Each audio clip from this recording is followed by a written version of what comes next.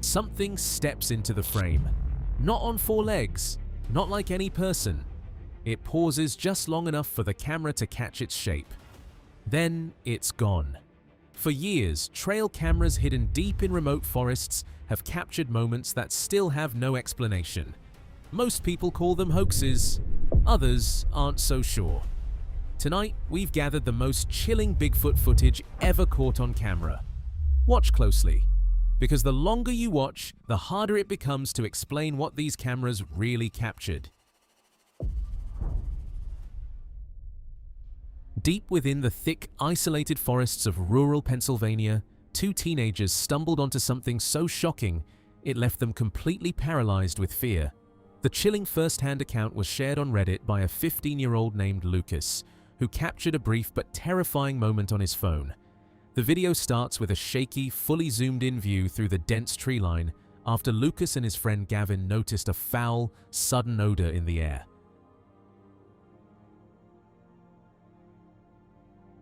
Suddenly, the camera catches the unmistakable shape of a massive, dark figure crouched low in the brush, staring directly back at the boys with an unsettling intensity. In the final seconds of the footage, the creature stands up into a towering humanoid posture and quickly walks away into the deep woods, leaving the stunned teenagers completely frozen in silence.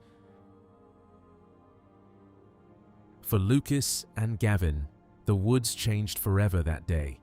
No matter how much they tried to convince themselves it was a bear or a person, the sheer size and humanoid movement left them convinced they had just walked right into the territory of a real Sasquatch. Deep in the swamplands of Mississippi, an unforgettable video recorded by Josh Highcliffe in October 2013 captured one of the most compelling and highly analyzed pieces of Bigfoot evidence to date, widely known as the Mississippi skunk ape footage.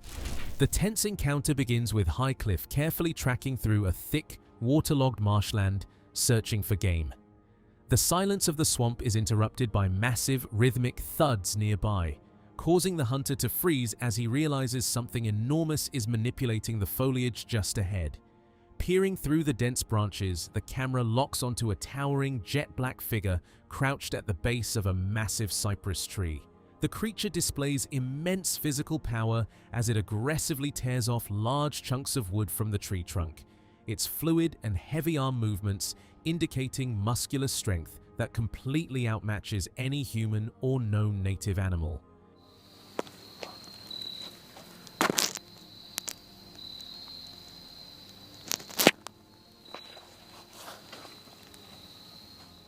The sheer terror of the moment intensifies as the massive entity briefly shifts its upper body, revealing a broad chest, exceptionally long arms, and a thick coating of dark fur.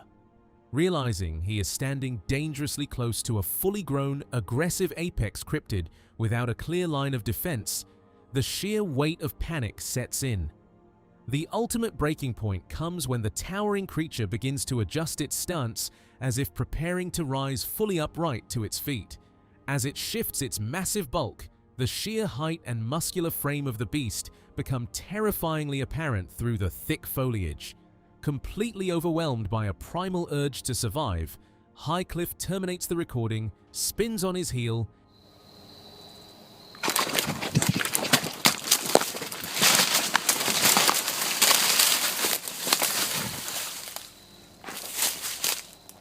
and sprints frantically back through the dense brush to escape the swamp with his life. For Josh Highcliffe, a routine trek into the Mississippi backwoods transformed into a chilling encounter that would fascinate the cryptid community for over a decade. The raw, unfiltered footage of a giant muscular entity aggressively claiming its territory serves as a stark reminder that the deepest swamps still hold ancient secrets, leaving no doubt that humans are far from alone in the dense, forgotten corners of the wilderness. This footage comes from YouTube user MoPower08, part of the trail of evidence surrounding the Florida skunk ape, a Bigfoot-type creature reported in the swamps of Florida over 600 times since the 1800s, known as much for its overpowering stench as for its size. The camera sits low, aimed across dense Florida scrub palmetto brush, standing water, the kind of terrain that swallows sound and sight lines both. Voices in the background work to steady the shot, adjusting focus on the tree line as someone mutters that whatever they're looking at is huge. Huge. Word spreads fast in a place like this. Cars start pulling off along the road, engines cutting out one after another as people gather at the edge of the brush, trying to make sense of the shape in the scrub, asking each other what exactly they're looking at. Folks, Tim Fasano here. This is the exact spot where Mike shot the viral video of the Bigfoot that was back there. You just saw the previous videos where there were deer. People were pulling off the road. Give you an idea. There's some people right there. There's my cab. I want to show you something. You should be able to see it. It's like matted grass, like a trail, and it goes here and it circles around. Nothing moves except the wind through the fronds. This is Myakka country, ground zero for some of the most argued over skunk ape evidence ever filmed. Seconds tick by with nothing but static brush and shifting shadow. Then, at the edge of the frame, a shape holds still in the underbrush, dark, upright, half swallowed by foliage. It's the kind of shape that could be nothing. A stump, a shadow, a trick of the swamp light. The camera doesn't move. Whatever's out there doesn't move either. Not yet. Then, for 5 seconds, it does. The shape shifts, a controlled, deliberate movement, mass repositioning against the brush, breaking the stillness that came before. It's brief. It's small. But it's enough. Something out there is reacting to being watched, adjusting itself in real time before the movement stops cold and the swamp swallows it back into stillness.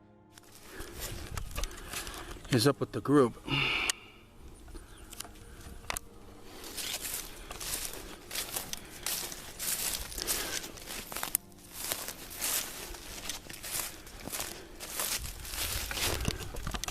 Stacy's looking for that print. 5 seconds. That's all researchers have ever had to work with on this 5 seconds of unexplained movement in the exact kind of terrain the skunk ape has been reported in for over a century.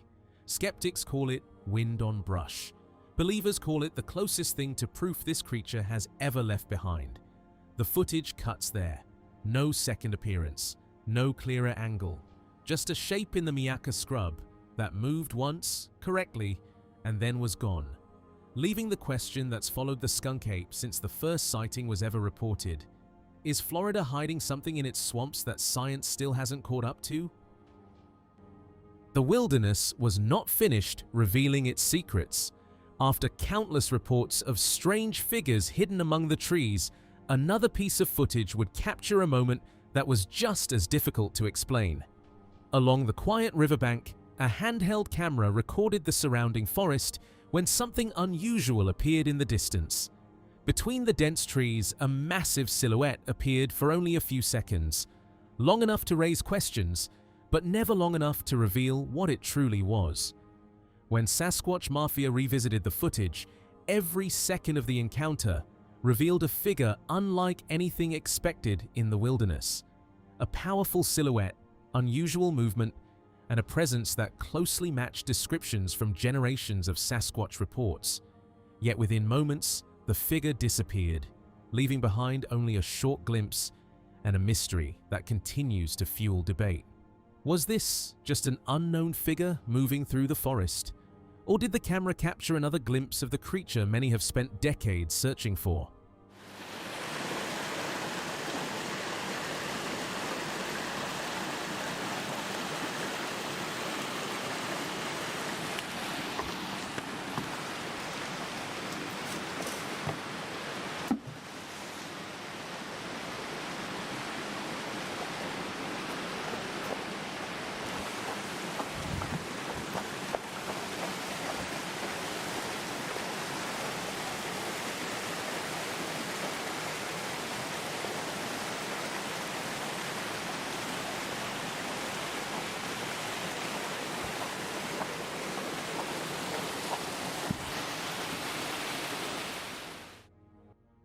The thick, unforgiving wilderness of Russia has long been a hotspot for terrifying encounters with what locals call the Almas, or the Siberian Yeti. A jaw-dropping clip emerged out of a remote Russian forest, proving that you aren't even safe from these massive beasts while locked inside a moving vehicle. The video starts from inside a car slowly navigating a lonely, unpaved road cut directly through a dense, claustrophobic wall of trees. The atmosphere inside the vehicle is quiet and tense until the headlights catch a sudden flash of movement, revealing a massive and completely out-of-place figure creeping right beside the dark tree line. Блин, посигнали ему, чтобы он сюда прошел. Да как не посигнали? Может, он сам сидит на измене? Что это? As the car pulls closer, the driver slows down, allowing the passenger to focus the camera out the side window. Standing just feet away from the road is a massive, dark, bipedal creature towering over the brush, looking back at the vehicle. Давайте, пожалуйста, позвоним кому-нибудь ментам или кому им честно звонить. Позвони, набирай. Меня связь.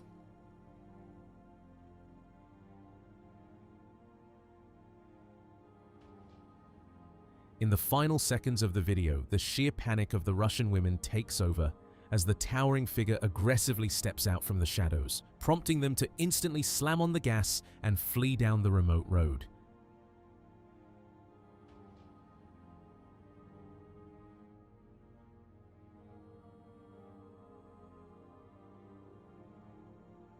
For these women, an ordinary drive through the country turned into a heart-stopping race for survival.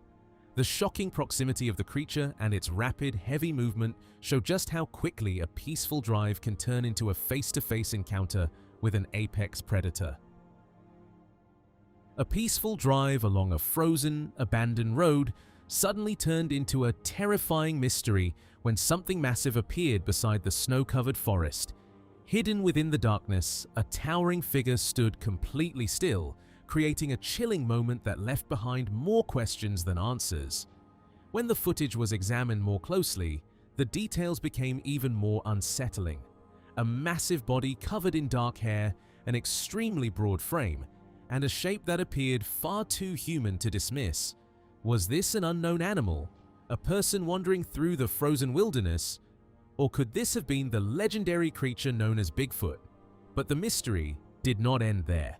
Deep within the trees, another strange silhouette appeared, standing motionless among the shadows. The figure seemed tall, upright, and completely out of place in the surrounding wilderness.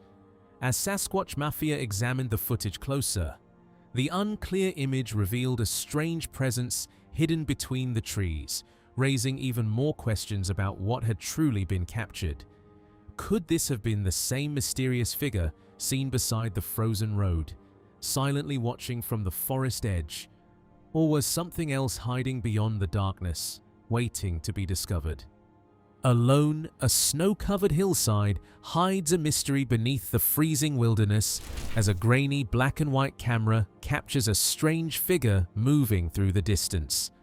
Across the untouched snow, unusual tracks stretch toward the dark forest, leading to a tall, upright silhouette slowly crossing the slope. The shape appears unmistakable, yet the poor image quality leaves one question unanswered. Is it a person, or something that should not be there? After the footage surfaced on Reddit, it quickly exploded into debate, with some viewers claiming it was just a lone hiker, while others believe the mysterious figure could be something far more unexplained. What do you think was really caught on camera? A peaceful day by the river captured a moment that would leave viewers questioning what they were really seeing. The couple had set out for a quiet escape into nature, surrounded by calm waters, fresh air, and the untouched beauty of the wilderness. As they enjoyed their time together, the camera recorded the peaceful scenery around them, a simple memory of a relaxing day that would soon become something far more mysterious. Hidden in the distance, among the trees and thick bushes, a dark brown figure appeared standing completely still. At first, it seemed like nothing more than a shadow blending into the landscape. But when the footage was reviewed and the camera zoomed in on the distant shape, the details began to emerge. What appeared on screen was a massive figure, unlike anything expected in that area. A tall, broad-shouldered form with long limbs, and a body covered in dark brown hair. The more the image was examined, the more unusual the figure seemed, leaving viewers searching for an explanation. Damn, it's nice out here, huh? We're going scuba diving. Look at that. Oh, shit. What the hell is that? Is that Bigfoot? Oh shit, I'm out of here.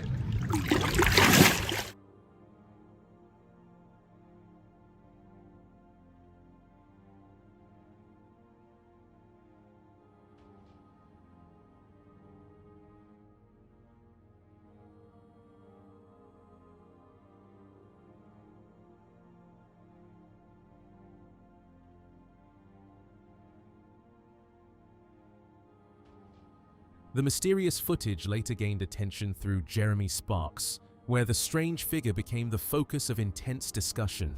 Many believed its size, structure, and appearance closely matched the descriptions of the legendary creature reported for generations. Bigfoot.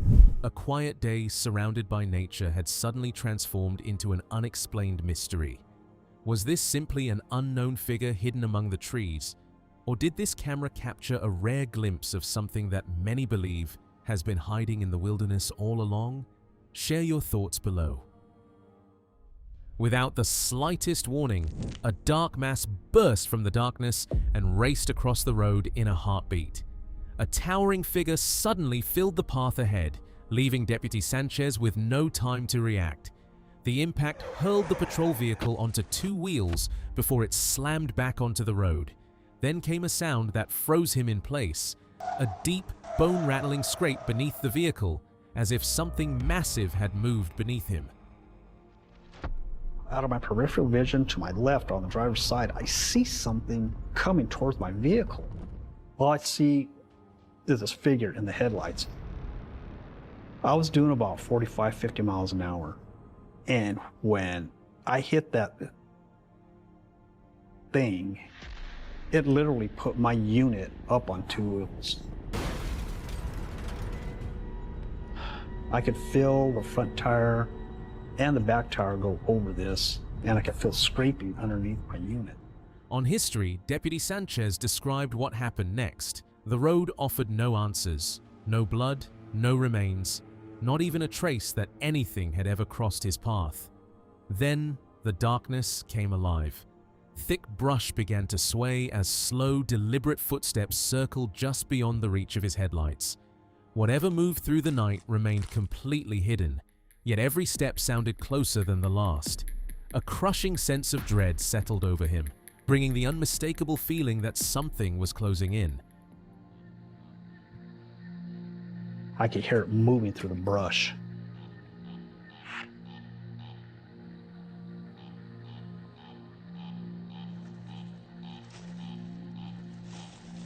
I could hear footsteps, but I don't see anything.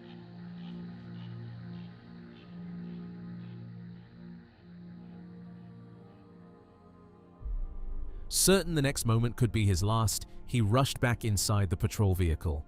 Then the impossible revealed itself. Standing in full view was a creature unlike anything he had ever imagined. A human-shaped upper body fused with the powerful legs of a goat. Every instinct rejected what he was seeing. It wasn't just terrifying. It was something that simply should not have existed. I was like, you need to get out of here. He scrambles back into his cruiser. Then, to his horror, he sees the beast. What I saw, is the best way I can describe it, is half man and half goat. The upper part of its body was that of human, and the bottom half was that of a goat. What is this? I mean, where did it come from? This shouldn't exist.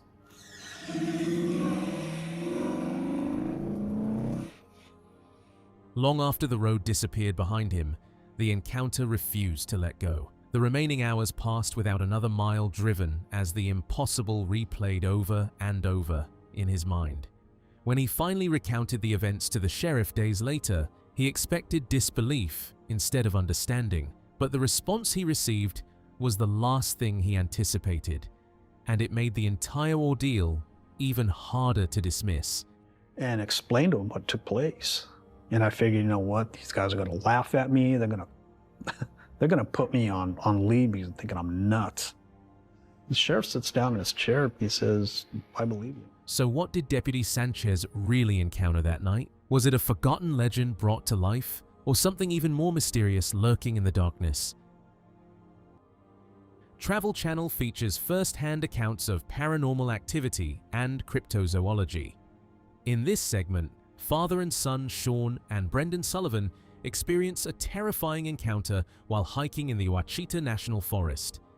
It begins as a cold winter's morning in 2014. Sean and his 8-year-old son, Brendan, are out for a routine nature hike. The forest is quiet until Brendan pauses to play on a patch of ice. The atmosphere shifts instantly when the camera picks up an unnatural, heavy, rhythmic breathing echoing through the dense trees. Wait, shh. What is it? Shh. What is it? Hey, get over here, Rafe. What is it? What is that? Stay behind me. What is it?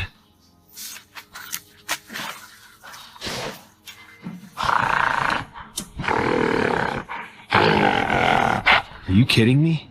The tension spikes as a low, menacing growl vibrates through the audio, prompting Sean to immediately demand that his son move behind him. As Sean scans the tree line, a dark humanoid figure becomes visible, moving with purpose through the brush. The father, visibly panicked, commands his son to run as they begin to retreat from the trail. All right, let's go, Rafe, go. Hi, my name is Brendan Sullivan, and this is Sean Sullivan. I'm his dad.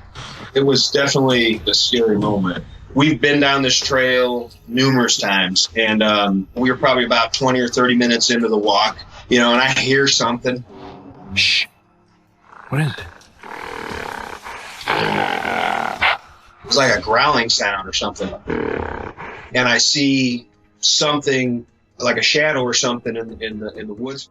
The situation remains volatile as Sean realizes the entity is not retreating, but is actively shadowing their movements. In the first part of this video, you see something moving off in the distance. There's definitely something alive back there, but you just can't tell what it is. The second part of the video, however, there does seem to be a kind of a dark bipedal figure hiding behind a tree that peeks out around the tree. Now, that can't be a deer because obviously the back end would stick out the other side. As the pair attempts to put distance between themselves and the source of the noise, they stop to look back one final time. From behind a thick tree, the large bipedal figure emerges, peering around the trunk as if observing them.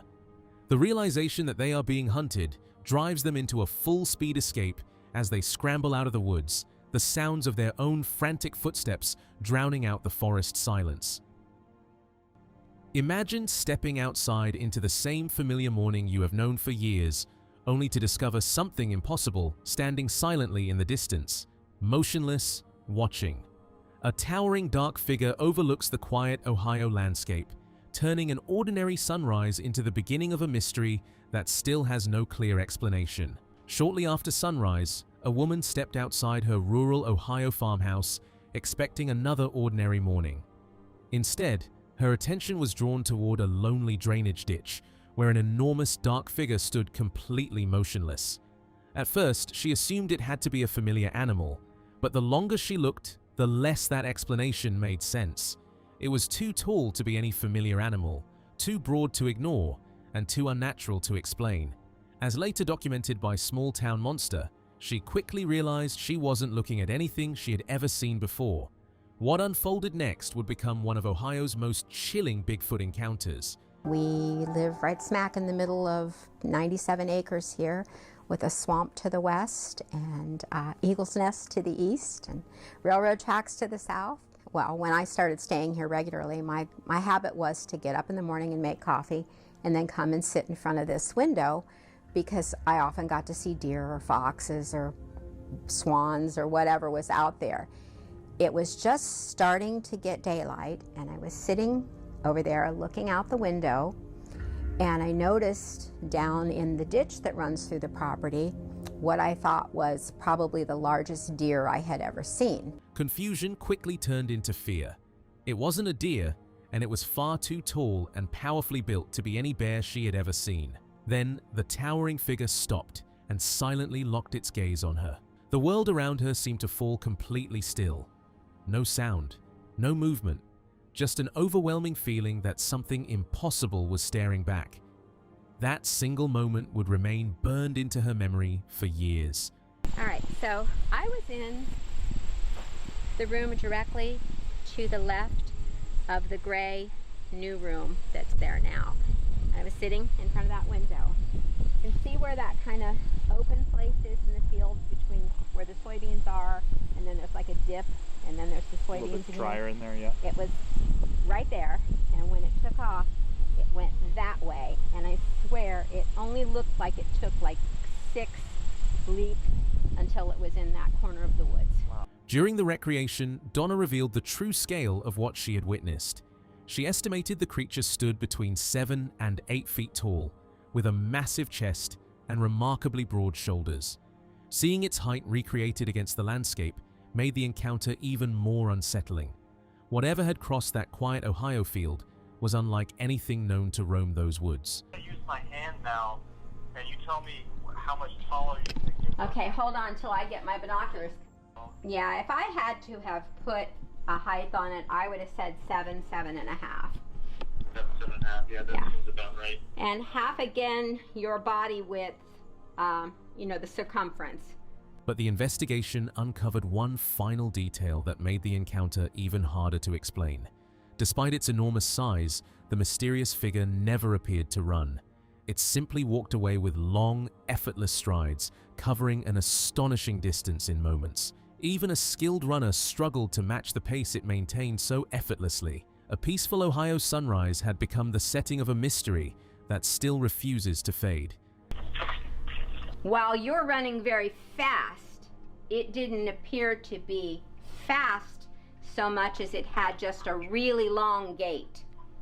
Yeah, okay. That's the best way I can describe it. Well, that was exhausting. I tried to run as fast as I could.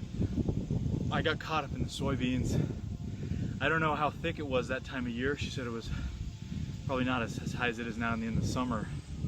But I tried to run, and man. So what was the towering figure Donna watched that morning? Was it an unidentified animal, or had she come face to face with the legendary Bigfoot? If you think these encounters are disturbing, the next one is different. In the dead of winter, with temperatures plummeting below -20 degrees Celsius, Todd stands. The silence of the remote forest is broken only by the crunch of heavy bipedal footsteps. Standing maneuvers into position, his camera equipment struggling in the extreme cold. The infrared light cuts through the pitch-black night, revealing a massive dark shape shifting in the brush directly ahead. The creature remains unaware of the camera as it moves through the snow. Standing continues to press forward, his camera focusing on the heavy, muscular back and arm of the primate visible just meters away. The animal is clearly large, its presence dominating the frame even through the infrared haze. I'm 6'5" with those boots on. I'm going to stand in that exact spot now that you can see is completely vacant. I'm standing there in the trackway, and when I jump or put my arms in the air, my hands straight up in the air are about 8'6", which are still not reaching the height of the Sasquatch that had just been previously standing there. Standing highlights a shift in behavior compared to previous encounters. This particular troop displays highly organized, advanced strategic maneuvers. The situation turns volatile as the environment explodes with activity. Rocks are thrown from multiple directions, striking the area surrounding the researcher. Heavy bipedal footfalls thunder through the brush, closing in from multiple positions. The raw intensity of the interaction culminates as the creature effectively forces a retreat. A chilling moment deep in the wilderness of British Columbia unfolded when Harley Hoffman's camera captured something that seemed impossible to explain. Hidden beneath the thick forest canopy, a dark and bulky figure moved silently between the trees, its massive shape barely visible in the shadows. As the footage was zoomed in, more details appeared. A hairy-looking body, broad shoulders, long arms hanging low, and a powerful stride that reminded many viewers of the legendary Patterson-Gimlin footage. The strange clip later gained attention through Cryptid Encounter, leaving viewers with the same question that has surrounded Bigfoot reports for decades. Could this be the creature people have been searching for all along? Share your thoughts in the comments, because the mystery behind these sightings continues to leave people searching for answers. Until then, subscribe for more unexplained encounters and mysteries. The forest was alive, until it suddenly went silent. Everyone there heard it. Whatever was hiding beyond the trees didn't just watch, it responded. What started as a routine field investigation quickly turned into one of the most unsettling nights ever documented in the Kanawha State Forest, where a series of unexplained events unfolded one after another. During a workshop held in a secluded shelter area of the Kanawha State Forest, researchers and guests deliberately created noise to see if something hidden in the wilderness would react. Their attention remained fixed on a large tree with a distinctive hollow root system beside a creek, believing it could be an ideal hiding place for whatever might be watching. Then, it happened. Without warning, a massive rock came flying out of the dense brush, striking the ground with a heavy thud before rolling to a stop. The entire group fell silent, stunned by what they had just witnessed. Yeah, it was the 5 of us. We were up there, and a large rock, fairly large rock, was thrown in our direction. Not at us, but in our direction. It made an extremely loud thud and roll, and Seconds later, the forest erupted. A huge dead tree crashed to the ground, snapping branches and echoing through the hollow with explosive cracks, as if something enormous had forced it down. The atmosphere changed instantly. Thermal cameras were raised toward the dark tree line as the investigators searched for whatever had triggered the violent disturbance. The encounter was later featured by Small Town Monsters during their Investigation Bigfoot series, where researchers Heather and Courtney joined Ron Lanham and Joe Perdue of Wild and Weird, West Virginia, to investigate the strange activity reported throughout the forest. But the night wasn't over. A deep, low-frequency growl suddenly echoed through the darkness, vibrating across the woods and freezing everyone in place. Moments later, a team member stationed near the base camp reported hearing heavy, rhythmic footsteps splashing through the nearby creek, each step sounding closer than the last. Investigators rushed toward the source, but whatever had made the sounds was already gone. All it left behind were fresh, 3-toed footprints pressed into the wet mud, a silent piece of evidence with no obvious explanation. we cast those, or we didn't get to cast those, we cast one that we found up the hollow there. We had already burned through all the casting material because we did a track casting workshop, so everybody had burned through it. We didn't have any plaster left at that point. Determined to find more answers, the team later returned to the same location, focusing on runoff areas where the soft, saturated ground could preserve fresh tracks. There, they documented another consistent pattern of 3-toed footprints, unlike those of any known local wildlife, adding another layer to the mystery surrounding these woods. Made a little spot right here underneath. Yeah, I see it. All those little spheres that are made. But a lot of people kind of ignore this because they think, foot traffic, people automatically, but no, sometimes it's not. And it's just as, valuable to look in this kind of an area that it is out there. As a matter of fact, if there's something in this area, it's going to be a whole lot easier to rule in. If something powerful enough to throw rocks, knock down trees, and disappear without a trace left behind footprints that don't match any known animal, what do you think was really hiding in the Kanawha State Forest? Something had already disturbed this forest before the team ever arrived. Deep among the trees, they discovered a massive break in the wilderness, a towering tree shattered with a force that immediately raised questions. It was not just another mark left behind by nature. It was a strange and powerful sign in an area already filled with unexplained activity. As the investigation continued, Exploring with Angelo followed the evidence deeper into the woods, capturing every unusual detail and searching for answers. But the more they uncovered, the more unsettling the situation became. Something had left its mark here, and the team was determined to find out what. The only question was whether they were searching for the source of the mystery, or getting closer to something that did not want to be found. I think this tree just died, but I'm kind of looking to see if there's like evidence of so they say that that Bigfoots like to kind of rip trees out of the ground and stuff, right? They do, and the big thing you want to look for is that you don't want to see straight cuts. Right. You want to see it. Obviously, it would have had to have been snapped, right? Exactly. Yeah. Which I think most human beings probably wouldn't be capable of doing that. No. So. And if you see things like, it could be bigger than this though. It could be a little bit thicker than that, and it'll be like a big teepee, like gigantic, and then you know that this is possible a Bigfoot nest. Okay. The broken tree was only the beginning. As the team examined the strange discovery, a deep and haunting moan suddenly rolled through the forest, cutting through the silence like a warning. The sound came from somewhere beyond the trees, impossible to identify and impossible to ignore. At that moment, the wilderness felt completely different. The forest was no longer just a place they were exploring. It felt like something was aware of their presence. Yeah, something legit like snapped this. That's crazy. The fact that like we've been here so many times and this is kind of like where we hear the sounds.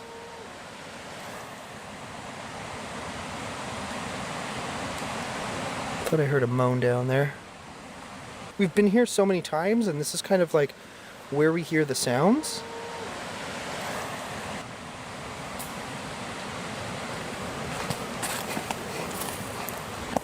Bigfoot? Then another sound emerged from the darkness.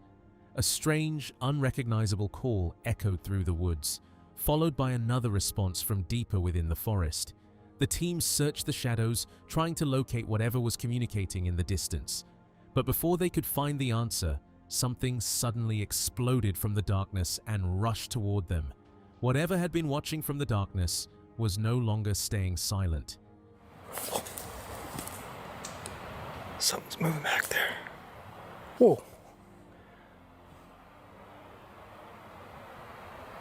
Bigfoot? Oh, something's moaning. Dude, what was that? What was that? I heard moaning and then I heard something yelp down in that direction. The encounter reached a terrifying peak when the forest itself seemed to push back. An unseen object was launched from the darkness, forcing the team to retreat as the atmosphere turned hostile. There was no clear figure, no explanation, only a chilling warning from something they could not see.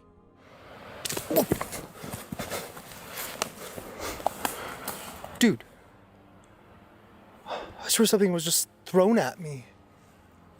Okay, I'll back away. I don't, jeez. Okay. Don't worry, I'll back away. I think there might be something not happy that I'm here right now. After following every clue and every strange sound, one possibility became impossible to ignore. Whatever was hiding in these woods knew they were there. The evidence was discovered. The sounds were recorded. The warning was clear. Something in those woods knew they were there. The towering peaks and deep ravines of Utah are legendary for their rugged beauty, but they also harbor dark secrets that have terrified outdoor adventurers for generations. In late October of 2012, a group of friends went camping in the notorious Provo Canyon near the Little Rock Canyon overlook, expecting nothing more than a peaceful weekend under the stars. The terror began when the campers noticed a massive, dark shape lurking in the thick brush just beyond their campsite. Believing it was a black bear scavenging for food, one of the campers calmly pulled out a digital camera to record the animal. In late October or early November of 2012, a short video appeared on YouTube. It showed a group of campers in Provo Canyon, Utah, who believed that they had spotted a bear, at least at first. But when the dark figure in the brush suddenly stood upright, the group reacted with shock and understandably retreated.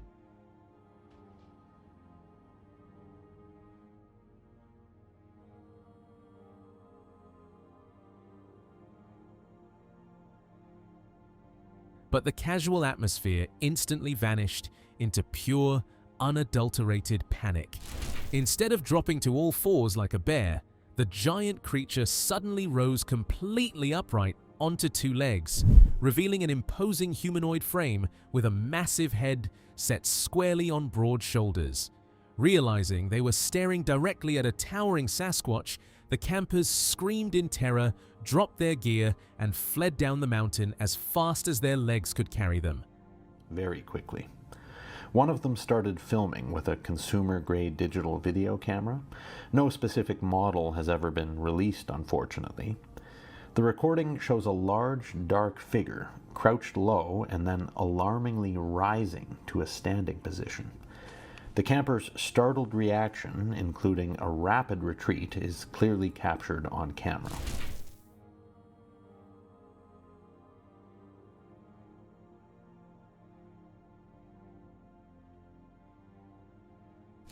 This jaw-dropping encounter remains one of the most famous viral sightings of the decade. Video and CGI analysts who heavily scrutinized the footage ruled out a costume, pointing to the fluid, animalistic movement and visible muscle structure. For these campers, a simple trip into the Utah wilderness became a horrifying race for survival, proving that when the giants of the woods stand up, humans have no choice but to run. As I was scrubbing through this zoomed-in version, I noticed what is obviously a head. The people filming commented that they could see the creature looking at them, and when I see this head, particularly the visible darkening contours on one side, I can see that it is indeed hunched over, facing them in this ominous, aggressive pose, and there's no doubt that this is the compact head sitting squarely on the shoulders with no neck to speak of that is so commonly reported in Sasquatch sightings. For this group of friends, the rugged beauty of Provo Canyon will forever be associated with pure terror. The shocking realization that a supposed bear was actually a giant upright hominid shattered their sense of security. Tonight's mission seemed simple: push deep into the darkness and expose whatever hides where the light refuses to reach, here on Cursed Urban. But this forest wasn't just part of local folklore. It had a reputation that even seasoned explorers treated like a warning, not a myth. Tales of chilling sounds drifting through the trees, shadowy figures slipping between the undergrowth, and strange encounters that defied explanation had unsettled visitors for years.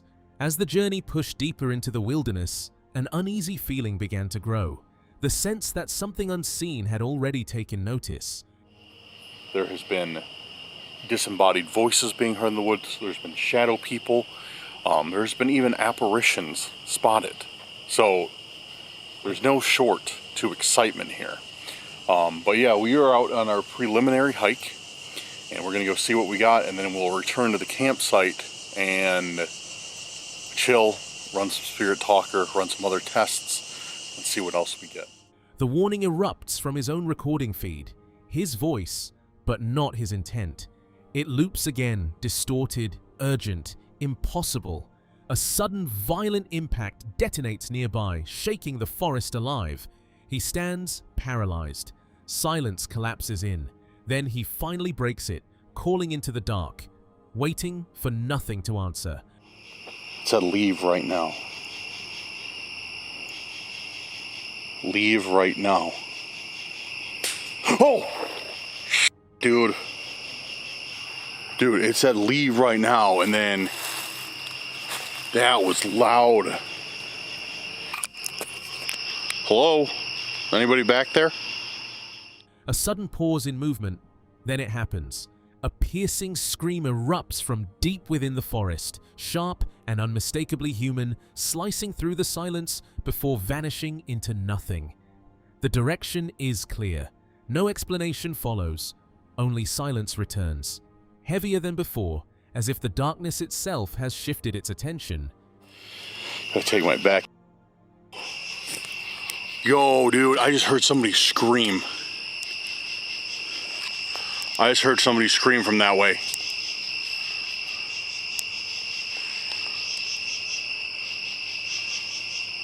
I just heard like a woman scream. Let's say, what response did I just get? I just heard a scream. Sharp detonations tear through the forest, breaking the silence with violent force, yet nothing can be seen in that direction. The unease grows without explanation. The overwhelming feeling sets in that something is nearby, unseen and unconfirmed. I literally just heard gunshots that way too. She doesn't like you. She doesn't like you.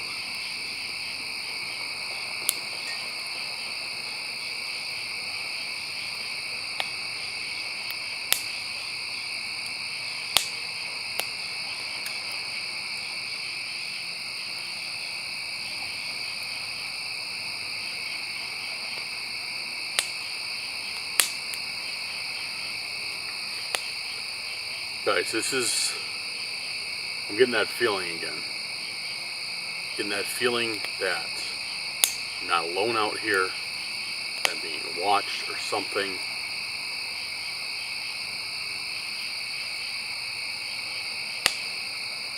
I'm just getting the feeling that I shouldn't be here, that I'm not supposed to be here.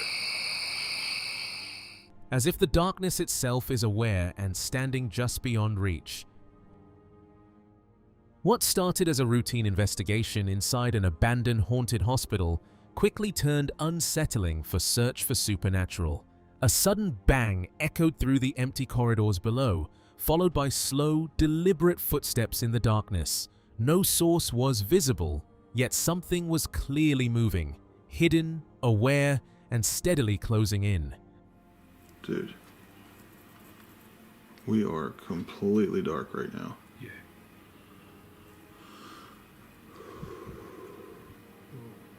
What?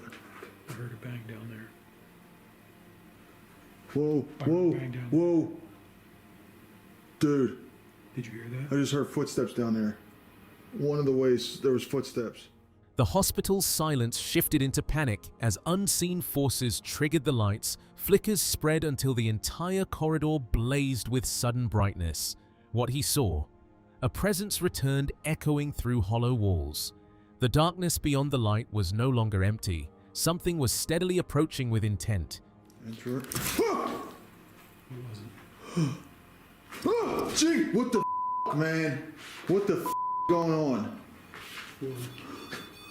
What the Dude, it's about to fully light up. Thank you. What did you see? Dude, I heard those. Bro, that's fully lighting up. As the exploration continued deeper into the abandoned structure, attention shifted toward a window where a voice was directed into the silence and an unfamiliar sound answered from beyond the glass. The attempt to communicate with the darkness was met with an unnatural response, as if something unseen had registered them and was now reacting from within the void. Is that you down there? Can you fully light that device up? Grab that silver rod or... What was that? It's the other body cam dying. Dude. Deeper into the building, the air turned heavier and wrong. The team already called it the most disturbing place they had entered. A clear female voice drifted through the empty halls with impossible clarity. No one could explain it.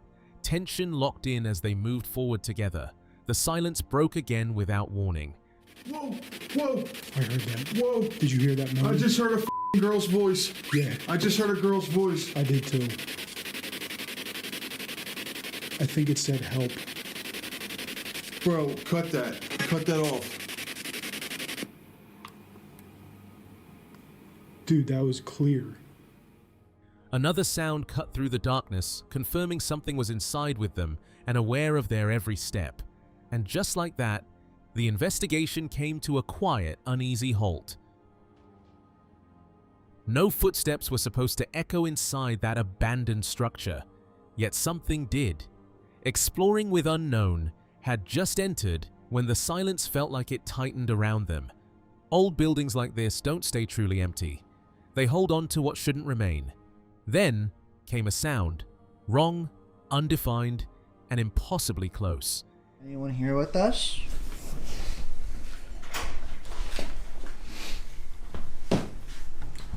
Thomas, if you're here, we got 2 newcomers. I really appreciate if you could put on a little bit of a show. Just like you did with my friend Ben. Inside a 165-year-old house, the basement opened into something that felt less like history and more like a warning. A crawl space from the original 1860-era construction still remained, buried in silence that felt wrong to disturb. As they moved deeper, the air grew heavier, almost aware of their presence. Then, from the dark, it wasn't a voice at all, just something shifting, deliberate, impossibly close. Like the house itself had noticed them and made its warning known. You shouldn't be here. So when I told you my basement was something from The Conjuring, I wasn't kidding. House is 165 years old. This basement Built in 1860. was once a crawl space. Really? The original crawl space is still here. We believe it was all chocolate. We got a duck lung. I know, I do too at some parts. Silence swallowed every question as if the structure itself rejected their presence. 15 minutes were given for any response, any sign, any proof something was still there. The air tightened. Then the silence snapped, leaving a hollow, unnatural pause hanging in the dark. Then came a sensation, like something brushing past, as if unseen hands moved just out of sight, close enough to feel but never reveal themselves. From nowhere it returned again, closer this time. A single chilling demand echoing, "Why are you here?" With little expectation beyond empty ruins, Brothers Wild moved through the abandoned structure. Silence held at first. Then 3 distinct knocks rose from deep within the darkness below, cutting through everything.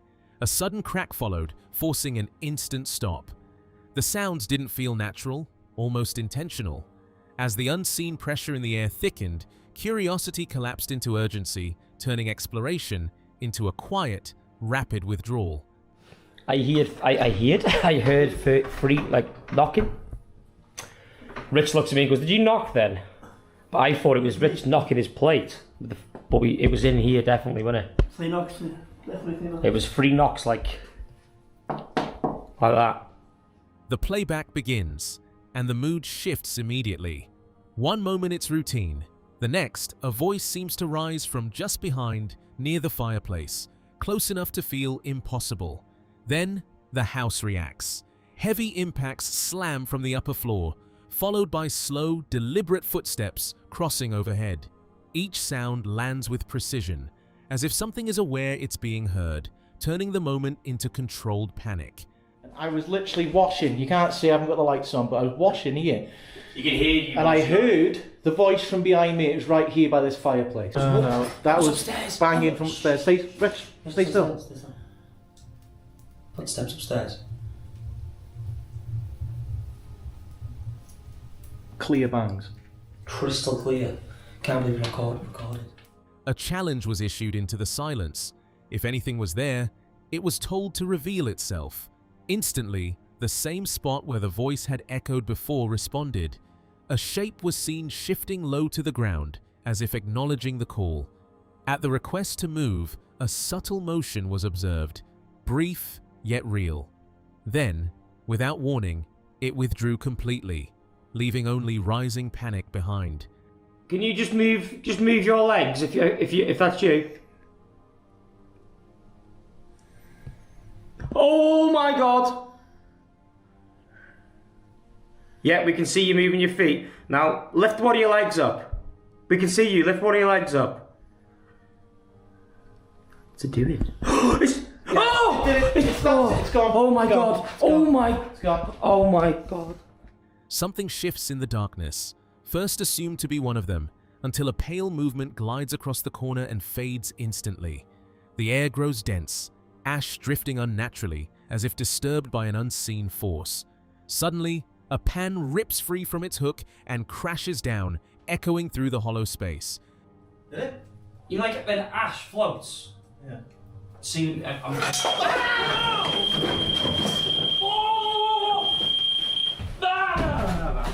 What was it? Something just moved in that corner and that pan just fell off. Oh my god, the pan. The pan just fell off. I've seen it. Silence lingers for a breath. Then faint footsteps return upstairs. No one waits to confirm it. Everything ends there, in immediate retreat. This footage comes from the BigfootReport.com, run by Taser Media, a channel dedicated to collecting and analyzing raw Bigfoot sighting footage sent in by witnesses across North America. It's Independence Day. Somewhere in a wooded backyard, a camera is already running, pointed at the trees past the edge of the lawn, waiting for fireworks. Nobody's watching the footage live. Nobody expects anything to walk out of that tree line except maybe a deer. Then the gap in the growth changes. A shape crosses it upright, dark, moving with a gait too smooth, too deliberate to be an animal on four legs. The camera doesn't chase it. It doesn't need to. The shape is already gone, swallowed back into the brush before anyone watching in real time could have reacted.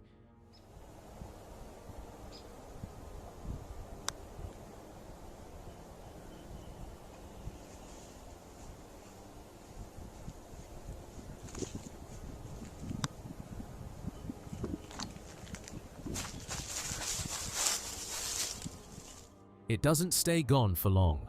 The tree line breaks again, and this time the figure is carrying something of a dark mass held against its body, throwing off its balance as it moves fast along the edge of the yard, like it's trying to get out of sight before anyone looks twice.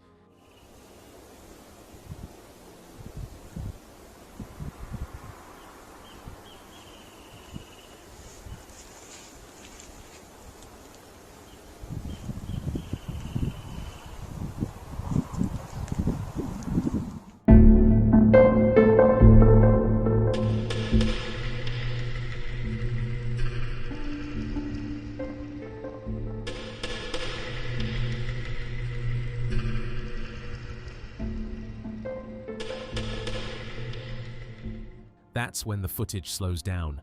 The camera zooms in tight on the same stretch of tree line, frame by frame, stretching out every second of the figure's movement.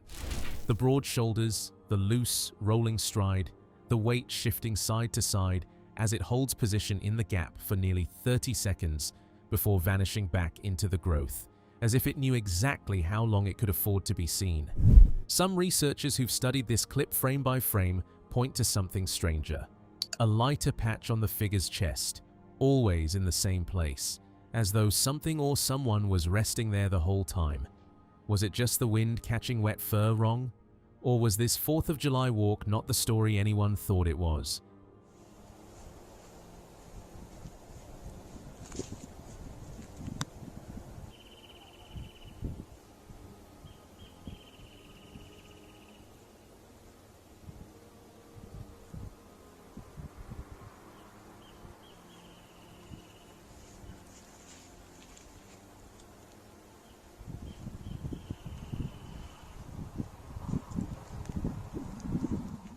The footage ends there. No follow-up, no second sighting. Just 30 seconds that Bigfoot researchers are still arguing about, and a tree line that's never given up its secret since. This footage comes from NVTV Bigfoot, a channel dedicated to collecting and breaking down alleged Sasquatch encounters caught on camera by everyday hikers and campers. 2 hikers are working their way up a hillside in Provo Canyon, Utah, camera already rolling, tracking something on the slope above them that isn't behaving like the deer they expected. The frame is shaky, zoomed in tight on brush and broken tree line, the kind of terrain where anything could be standing still and you'd never know it. Then it isn't still anymore. A dark shape shifts against the hillside, not the twitch of a branch, but full body movement, upright and deliberate, breaking from the tree line before the camera can properly lock onto it. It's already repositioning, and the hiker's voices tighten behind the lens.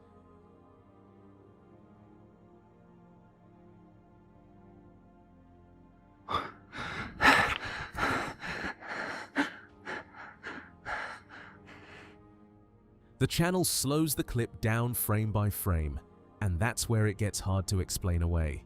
The figure's arm draws back a clean, weighted motion, shoulder rotating, nothing like wind or animal twitch. The arm snaps forward in a throw, and a visible object leaves its hand, arcing down the slope toward the hikers before landing somewhere off frame. The figure is already retreating uphill, absorbed back into the tree line like it was never there.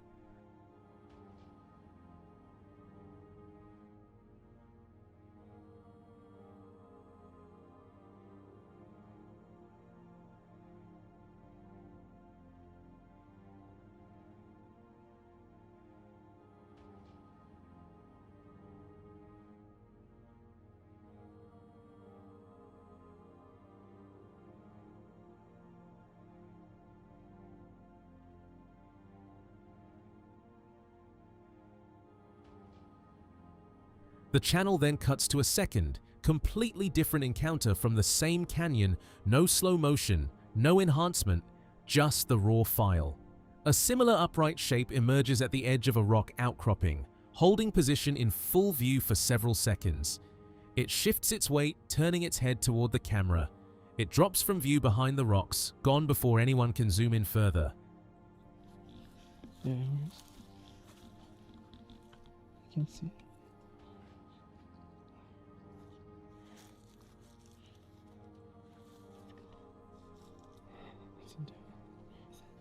Does he think it's a bear?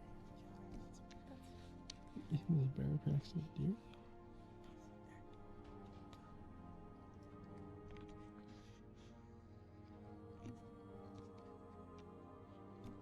Yeah, we probably should be too close to it, huh? It's kind of cool though.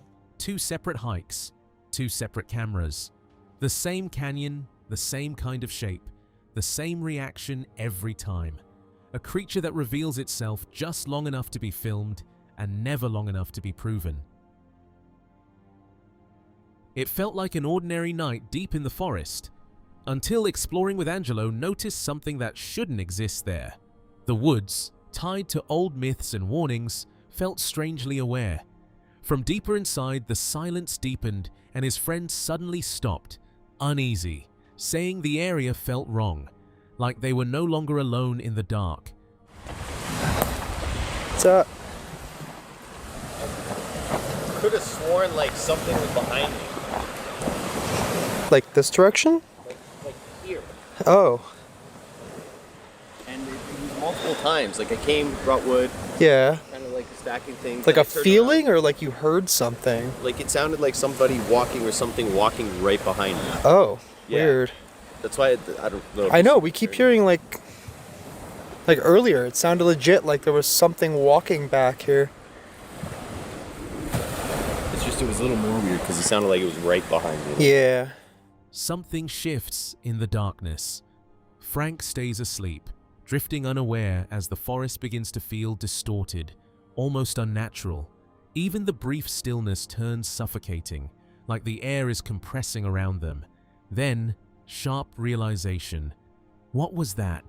Slow, deliberate pressure moves through the silence, circling their camp.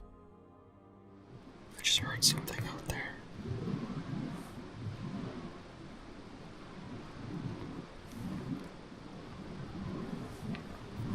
I think Frank is asleep. I've been kind of like in and out of sleep. I fell asleep for like literally 30 seconds.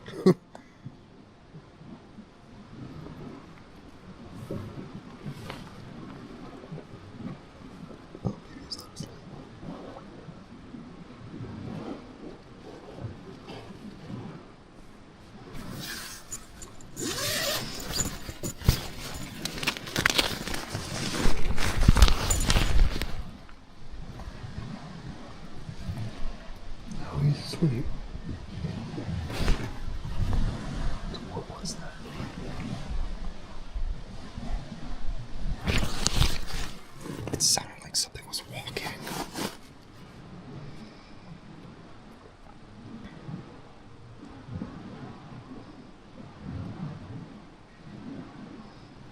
just gotta see if I hear it again.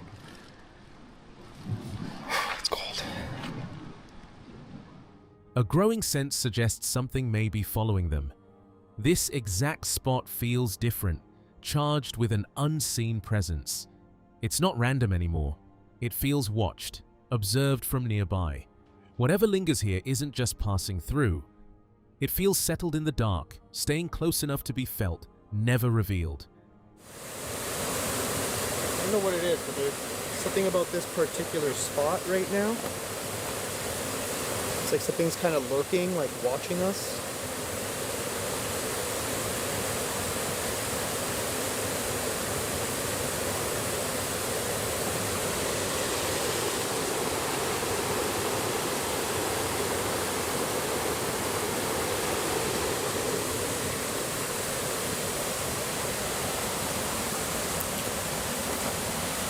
Something here.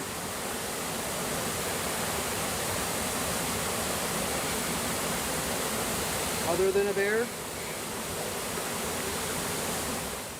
Something surges past them, too fast to register, like an unseen mass cutting through the air. Both are left rigid, unable to process what just occurred. It defies explanation, repeating in unnatural bursts, as if triggered by their presence. Whoa. What? How is that possible? What? The same thing, like a giant thing just ran by me, or a breeze, like a blast of air. Really? Yeah. How is... That doesn't... Okay, come on. Like, it literally doesn't even make I can't sense. explain that. That is weird. Multiple times to both of us? That is weird. I just find it weird it was shortly after you said bye. Oh, true. Okay. Oh yes, sumanasai. Bye. The conversation dies there, replaced only by silence that feels far from empty. For our final entry, we look at a terrifying case of a hunting expedition gone horribly wrong in Adams County. A group of experienced woodsmen, Mike, his son Jordan, and Uncle Mike, ventured deep into an isolated forest to stalk a massive cryptid.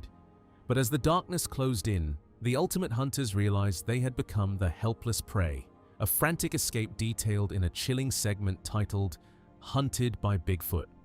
The nightmare began as the group tried to navigate their way out of a dense ridge near an old, abandoned cemetery. The woods suddenly fell dead silent, and the team picked up bizarre, heavy rustling sounds, pushing closer through the tree line. Probably because no one in that area has ever done that to them. We've stirred them up. Jordan, you okay? Get out of here now, let's go! Jordan is white as a ghost and is really shooken up, and he's ready to leave. He's had enough. Dad, come back! We was all just full of emotion. Come back now, please!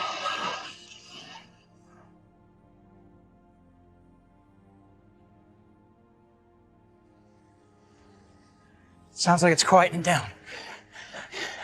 Yeah, I can't hear anything. I'll have a look.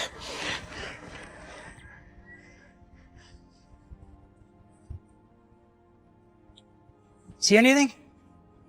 No. Nothing.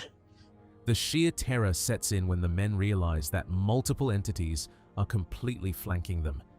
No matter how fast they try to hike down the steep ridgeline to escape, the massive creatures match them step for step, moving smoothly through the treacherous undergrowth and aggressively circling ahead to cut off their path back to safety. As the heavy, unseen footsteps begin closing the distance from the pitch-black shadows, the sheer panic in the men's voices becomes undeniable.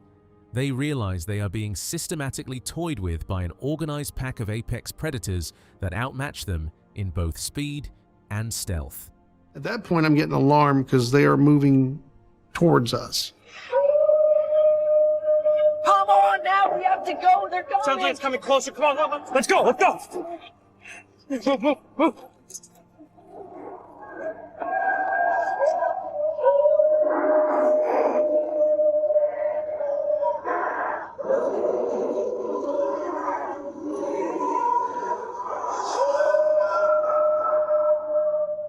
This final encounter completely changed the lives of the researchers forever, showing that some areas of the wilderness belong to things that do not want to be found.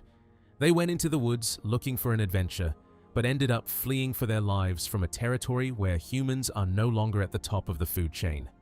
For this team of experienced woodsmen, the illusion of being the ultimate hunters vanished completely in the dark.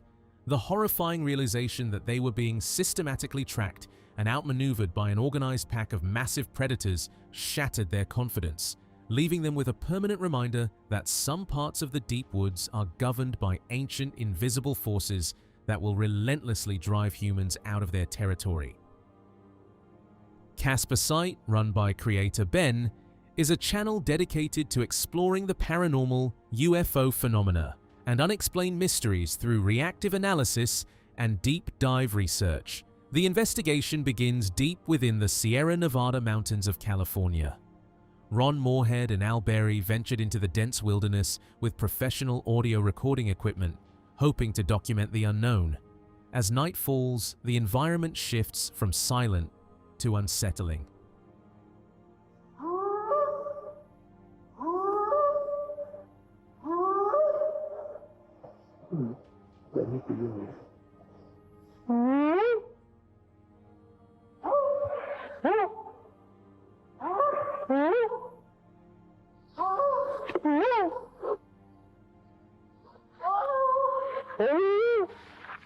The recordings capture more than just forest ambience.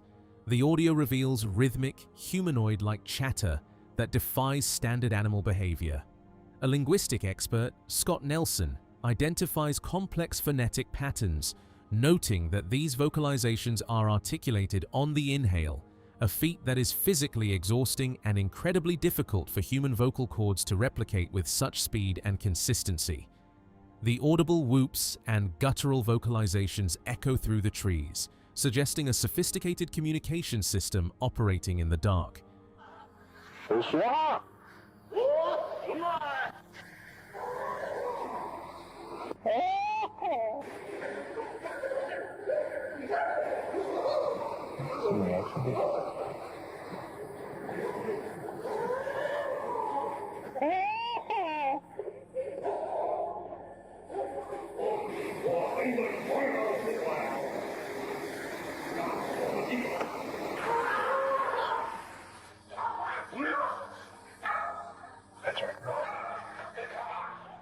The intensity peaks as the recording captures a sudden, piercing vocalization that shifts instantly from a deep, low frequency to an incredibly high-pitched shriek. The range is biologically jarring. As the audio continues, the sounds of heavy rhythmic movement and deliberate rustling suggest that multiple large-frame entities are closing in on the campsite, surrounding the researchers in the pitch-black terrain. The raw audio evidence forces a realization. Whatever is out there isn't just making noise. It is watching, communicating, and moving with purpose through the heavy brush. Imagine going camping and hearing that. And this linguistics expert was saying the range, the vocal range isn't like, we can't do that. You can't go from such a low bassy to such a high frequency. Like that is absolutely mental. And I just thought to myself also then, just listening to it back, if you're this Ron guy and Al imitating, trying to mimic their sounds, and it was a bunch of like drunken louts or whatever, and you're like, you mimicking them, that's only going to bring them a little bit more sort of like, oh, come on, let's go there, and then reveal themselves. It's so, mate, and the little bit with going, yeah, like, what is that? Okay, so this is Scott Nelson, right? This is what he was saying about the language. Adding to the evidence, the video includes a close-up analysis of a Sasquatch sighting. In this specific footage from Cryptid University on TikTok, you can clearly distinguish facial features such as the eyes, the mouth, and the nose, highlighting the anatomical detail visible in the creature's appearance. believer, and he came back totally convinced, and he had proof about it as well, right? I'm going to show you that in a second. That's amazing. Listen, let's come on with this a minute. You can see the eyes, the mouth, the nose. This is Cryptid University, by the way, carefully. On TikTok.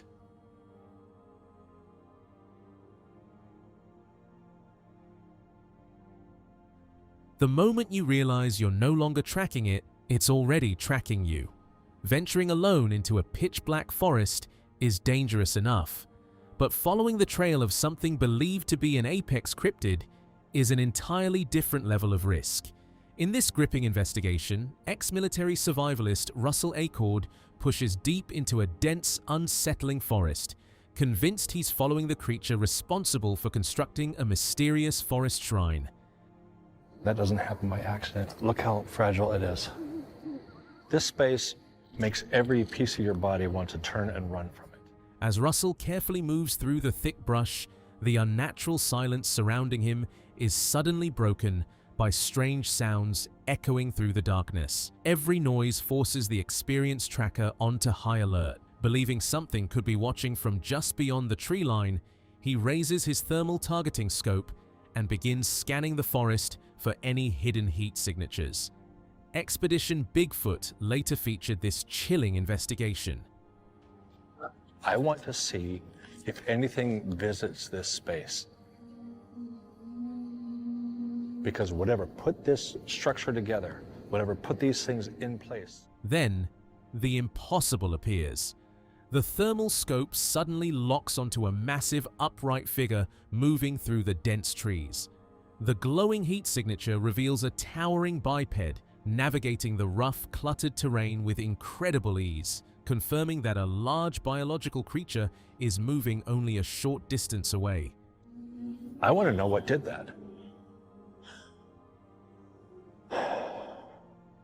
As Russell continues tracking the figure, it suddenly explodes into a full sprint. The massive creature tears through the dense forest at astonishing speed, effortlessly weaving between trees in complete darkness, far faster than any human could hope to move across the same terrain. That thing that looks like a skull, a goat skull, it's got heat on it. How did that thing get heat on it? The encounter becomes a chilling reminder of just how fast and elusive these massive creatures can be. Standing alone in the darkness, Russell realizes that while he believed he was following the trail, the creature had known exactly where he was the entire time, disappearing back into the forest as effortlessly as it appeared. It's not natural at all. How does something like that generate heat? It's a piece of wood in the middle of a forest.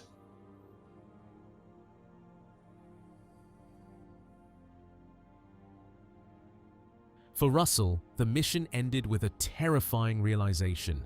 Out there in the darkness, the hunter had become the hunted, and whatever crossed his thermal scope had vanished before he ever had a chance to understand what it truly was. If your thermal camera suddenly revealed a massive figure only yards away, would you keep following it or turn around before it noticed you?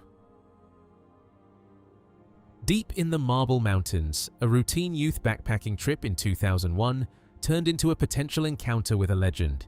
This footage, documented by Jim Mills and the Campus Life Youth Group, captures the discovery of what appears to be a deliberate large-scale structure and a subsequent visual sighting of a mysterious figure on a distant ridge. The group stumbles upon a pile of brush and debris, observing logs and branches that appear to be intentionally arranged for camouflage or concealment. As the camera pans, the team points out trees that have been snapped high above the ground.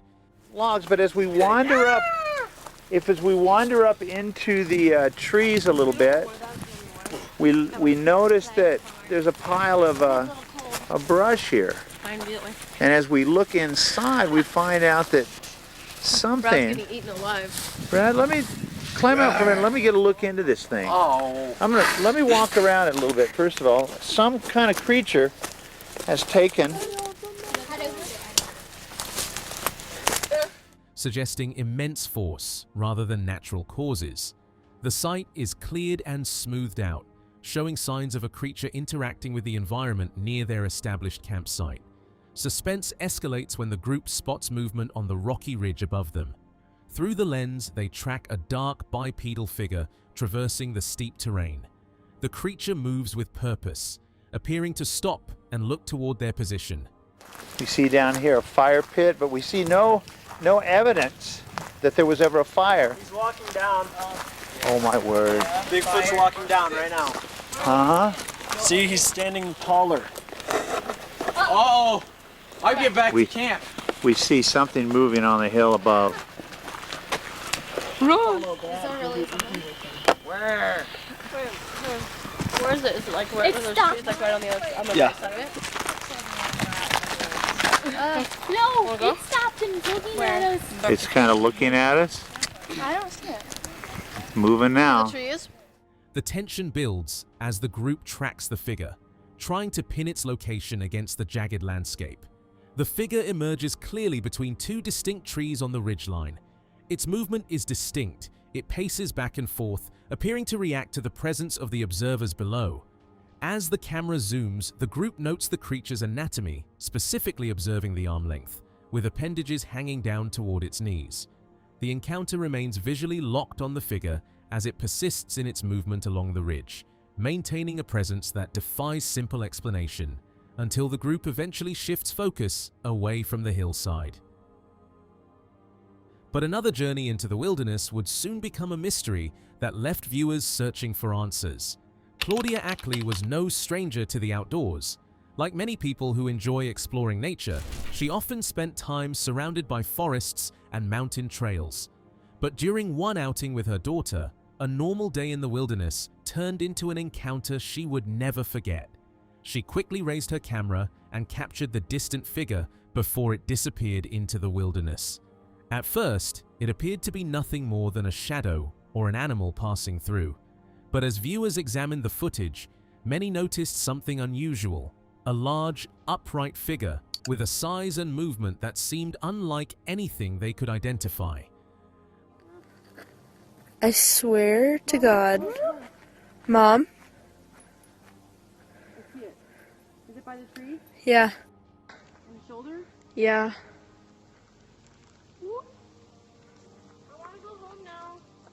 The video was later shared on Reddit, where it sparked intense debate. Some believed it was simply a person walking through the woods, while others questioned whether this mother and daughter had captured something far more mysterious.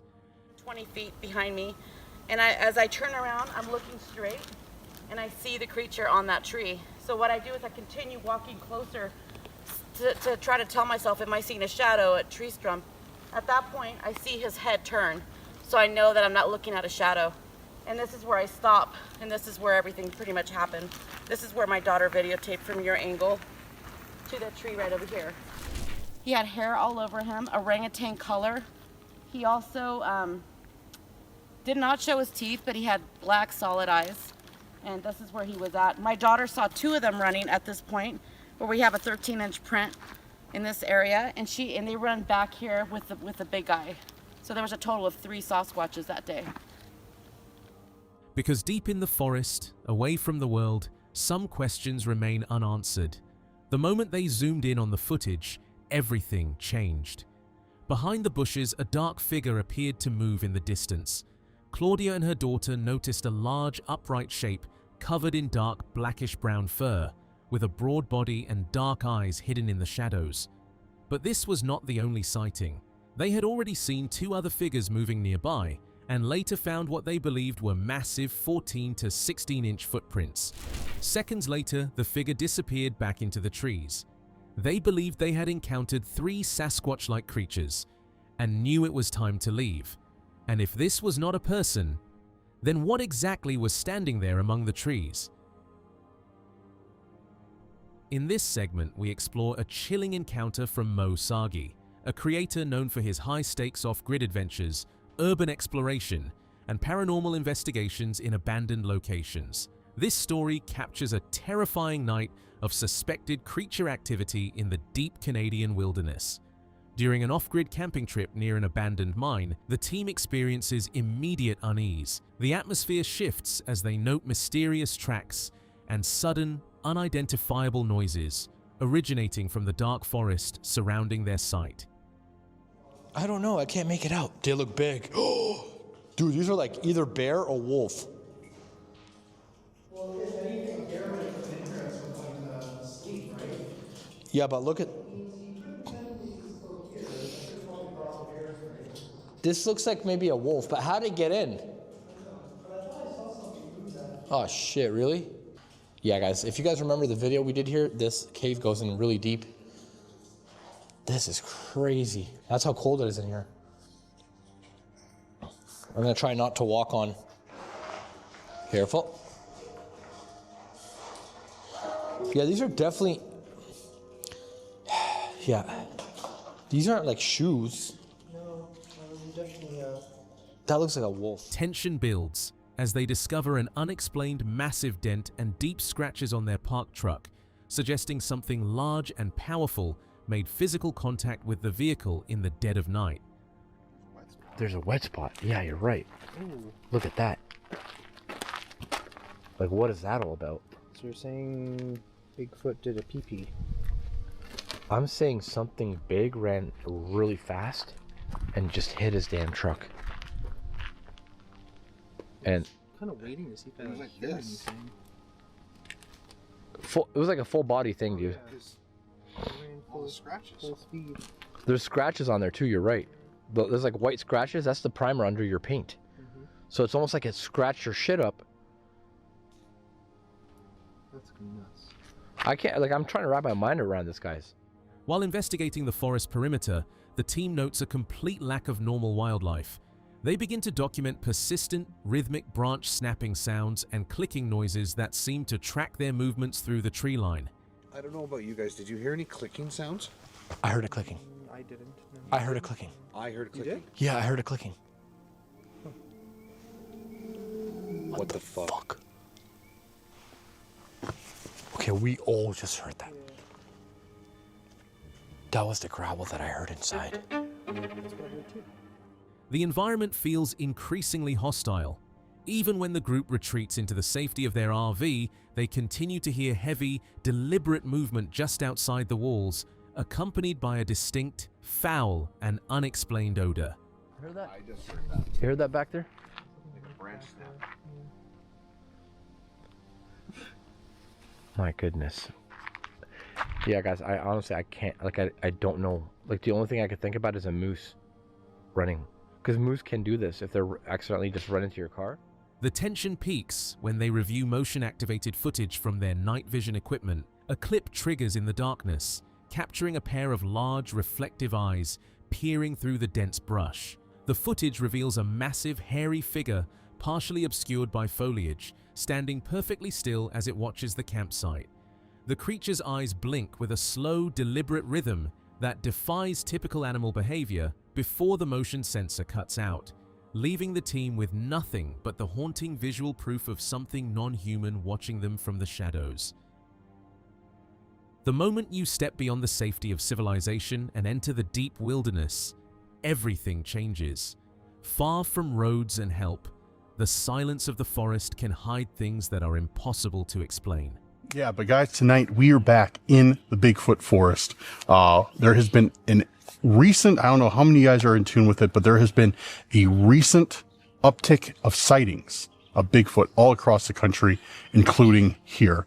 And I have not been here, I don't believe, since the fall. So we decided to come out here, we want to investigate, see if we can possibly capture anything on camera. So we're going to start the day out by heading back to the Bigfoot structure, seeing how it looks, because I don't think I've been there since around November. But yeah, let's keep it short. Let's get started. Let's see what we find. A peaceful journey can quickly become a terrifying encounter when something unknown begins moving in the shadows. Deep within these remote forests, strange reports continue to raise questions about what may be hiding beyond human understanding. With mysterious Bigfoot encounters continuing across the country, Cursed Urban ventures into an unexplored forest where reports have sparked curiosity. Entering this area for the first time, the team follows a trail of unexplained clues, searching for signs of the legendary creature rumored to roam these isolated woods. Their mission is simple: investigate the mysterious structures, follow the evidence, and discover what may be hiding within the wilderness. As the team pushed deeper into the dense forest, search became intense. Surrounded by thick vegetation and complete silence, they continued looking for any sign of the elusive creature believed to move through remote areas. Then, hidden among the trees, they discovered something unusual, a mysterious structure unlike anything they expected to find. The discovery raised a disturbing possibility. If something created this structure, then they were not alone in those woods. So what some viewers have said is they think this could be like Bigfoot was, there could be a Bigfoot that was trying to make something, or it was like a spot where they were just collecting random stuff, because it's just like very random things back here. Like there's like chunks of concrete, like hiking sticks. There's that weird, there's like a twisted, like look at that thing, that's straight up bent. Yeah. But the forest soon revealed another mystery. A strange knock echoed through the trees, forcing the investigators to stop and listen. The sound was distant, yet clear enough to capture their attention. As they searched for an explanation, the moment became more unsettling. Yeah. Yo! What? No. That was a knock. Very quiet. You heard that, right? At first I didn't, and then it processed. Now my heart's beating hella fast. That was what I was talking about. Yeah, that's what I was talking about. Right back there, guy. Well, not right back. It was far. But that was for sure a knock. Very quiet. Later, while resting in a secluded area, the team noticed another strange sound coming from the nearby trees. A distant knock followed, leaving them searching for its source. Nearby, they discovered what appeared to be a possible nest-like structure hidden among the vegetation. Yo!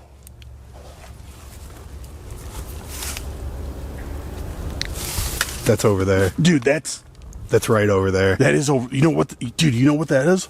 Over there? Is that the That's nest? where the nest is. Let me pull my out. All right, we heard it like right somewhere over there. Focus camera. The camera's not focusing. There we go. Dude, that came from right. That sounded like a knock. That sounded like another knock, right? Yeah. Then, the silence was suddenly broken. A strange impact struck the ground close to their location, sounding like a rock hitting the earth. Moments later, a frightening possibility emerged. Something unseen may have thrown it from the surrounding forest. It's literally... Bro, it sounded like a rock. No, I saw something, dude. Something just... That sounded like a rock, and it was right next to us. Something was thrown at us. That scared the shit out of me. No, something was thrown at us. I saw something like land, like right by us. You see anything? I don't see shit. I hear a frog. That's the only wildlife I've heard in a while, too. Oh! Yo, that way. Something just broke a tree back there. What do you think? Were these signs evidence of Bigfoot hiding deep within the forest? Or was there another explanation behind this mysterious encounter?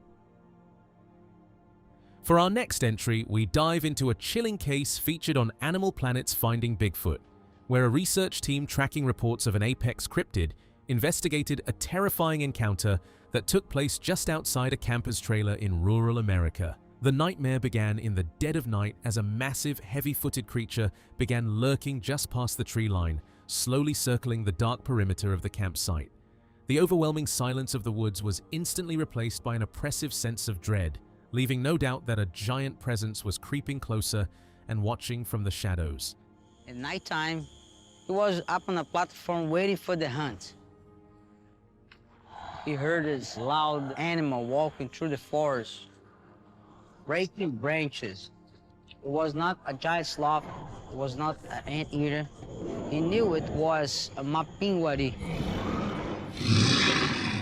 Was he absolutely certain it was walking on two legs? Percebia que ele andava igual de uma pessoa todo tempo, assim. Só que ele ia quebrando pau todo tempo, né? The animal he saw, it was like a human. Ele passou ela meia-noite, né? Quando ele partiu das 3 horas, ele voltou de volta no mesmo caminho de novo. He said that 3 hours later, he came back, doing the same thing, walking, breaking branches and screaming very loud. The investigation then shifts to a stunning eyewitness account from a local resident named Ben, who recounts the absolute horror of waking up in the dead of night inside his trailer to the sound of heavy snarling. The massive creature began violently shaking his entire trailer home from the outside. Ben, and this supposed to be the famous trailer, huh? Yes, sir. I see it. Well, tell us about what happened that night. One night, I heard a noise outside. And when I got up close to it, it was shaking the trailer. She turned around, that's when I realized it. Stepping toward the window, Ben locked eyes with what he realized was a massive, heavily muscled female Sasquatch with flat, human-like facial features and broad shoulders. Instead of fleeing into the night, the giant creature walked out into an open field, turned around, and unleashed a blood-curdling, rhythmic scream that echoed right through the campsite. The female can't have breasts on it. She just kind of throwed her head up and she turned, and when she looked at me, she went, "Oh!" And when she did, I just stepped out to let her know that I wasn't scared of her. I ain't coming to you, but you don't come to me either. Yeah. And then she walked all the way across the field. She turned back around, and when she did, she hollered. Can you imitate it, or would you imitate it? Yeah, she went. You could tell it was a female encounter. The shoulders and the hips about the same. This intense encounter proves that sometimes you don't even have to look for Bigfoot. The predator will come directly to your campsite. The raw aggression of a massive beast physically shaking a trailer home left the witnesses completely traumatized and hyper-aware that they were being actively hunted. Hole, huh? This is it. So he just pulled up here that night? What was he doing? He was watering greens. He came out in a golf cart and pulled up to this green and went over to hook up the hose over here. And he saw this Bigfoot creature. And then the Sasquatch went into the woods. For the witness, the illusion of safety inside a secure trailer vanished in a single, terrifying night.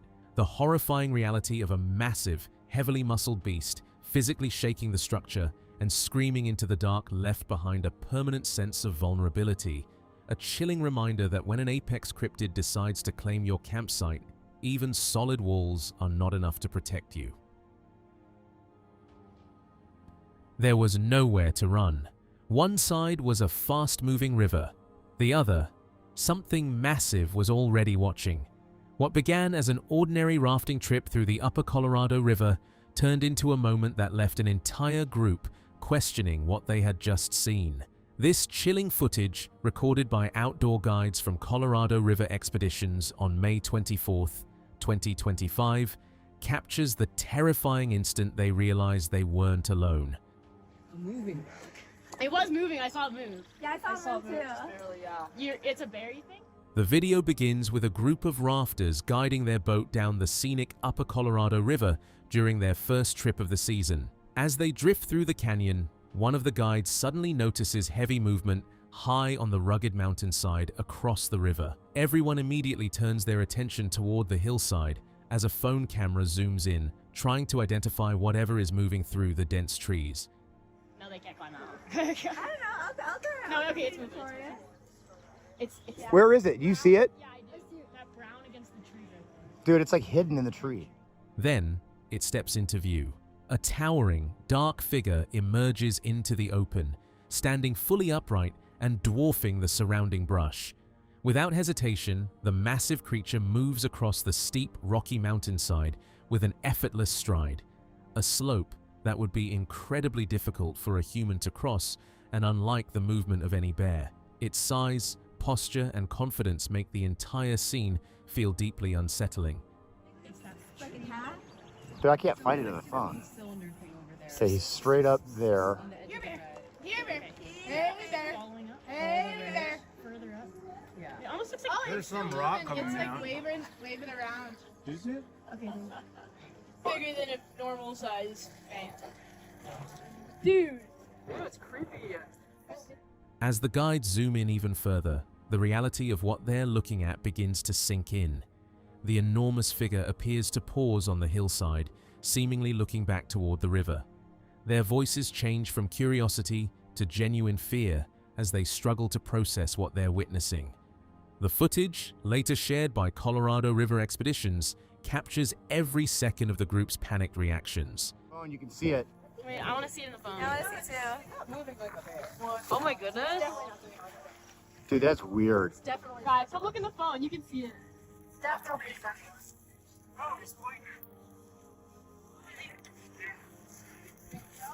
Keep plotting again. In that moment, the river no longer felt like an escape. Surrounded by towering cliffs and rushing water, the guides realized they had nowhere to go if the massive figure decided to come down the mountain. What began as a peaceful day on the water became a chilling reminder that the wilderness always belongs to something else. We come in peace. We come in. I can't zoom in any more than this. I know. The air is going to turn fine now again. If you realized something that massive was watching your boat from the mountainside, would you keep filming or stop looking before it started moving toward you? For years, the back roads of Atwater, Ohio have been at the center of encounters no one has ever been able to explain. Forgotten mines, abandoned burial grounds, and stories whispered across generations have turned this quiet farming community into a place many locals still refuse to dismiss. Melanie had spent 24 years calling Atwater home, never imagining she would become part of one of its most unsettling mysteries. My name is Melanie. I'm 58 years old. I grew up in Streetsboro, Ohio. I lived in Atwater, Ohio for 24 years. Atwater's a little different. It's a very old farm town community. A lot of old people, a lot of old, it used to be Indians all around here before. It was supposed to be nothing more than a late-night drive. Instead, the night itself seemed to change. The insects had vanished.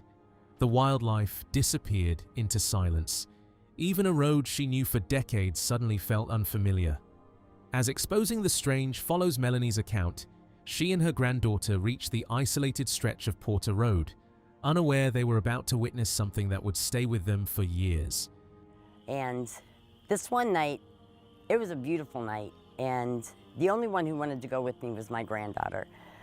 So we got in my van, and it was probably 10:30 at night, maybe 10:30, and we went looking for deer. So we're driving around and we're not seeing any deer, which it was summertime, it was kind of odd. We weren't seeing any deer. Near the Christmas tree farm, everything happened at once. A massive figure burst from the darkness and raced across the open field on all four limbs. It was simply too large to ignore. After 24 years of living in Atwater, Melanie knew the local wildlife better than most. Whatever they were looking at didn't belong there, and with every second, it became impossible to look away. As the distance closed, every detail became more disturbing. An oversized canine-like head, sharply pointed ears, a long tongue hanging from its mouth, no visible tail. It moved in complete silence, yet every step stripped away another possible explanation. The closer it came, the less it resembled anything they had ever seen before.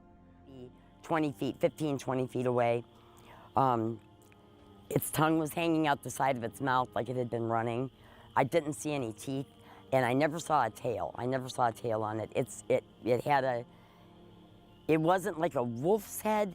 It was bigger than a dog's head, but it was definitely canine-ish. Its ears weren't extremely long. They were proportionate to its head. Kind of pointed, but not sharp pointed, kind of rounded at the tips. Big ears. Then, just as suddenly, it disappeared into the darkness beyond the trees. The silence returned, but the fear never did. Melanie and her granddaughter drove home without saying a word, unable to explain what had crossed their path. Years later, they still refused to travel Porter Road after dark, because some encounters don't disappear when they're over. They stay with you long after the road is behind you. And it went across the road, and on the other side of the Christmas tree farm across the road, it was just woods and swamps. And it just loped off into the woods and then disappeared. We couldn't see it anymore. So that was what we had seen. This feeling of dread came over me. I literally almost got sick. I had never experienced anything like that, and my granddaughter was just crying hysterically, just crying and crying. So we went on home, and we talked about it. We told my daughter and my grandson about it. Never saw it again, no. But I really didn't go down that road when we still would go on our deer rides every night. But it was about a week before we went on another one, and we didn't go down Porter Road. Melanie has never forgotten what she witnessed that night. But what do you think crossed her path? A misidentified animal, or something far more difficult to explain?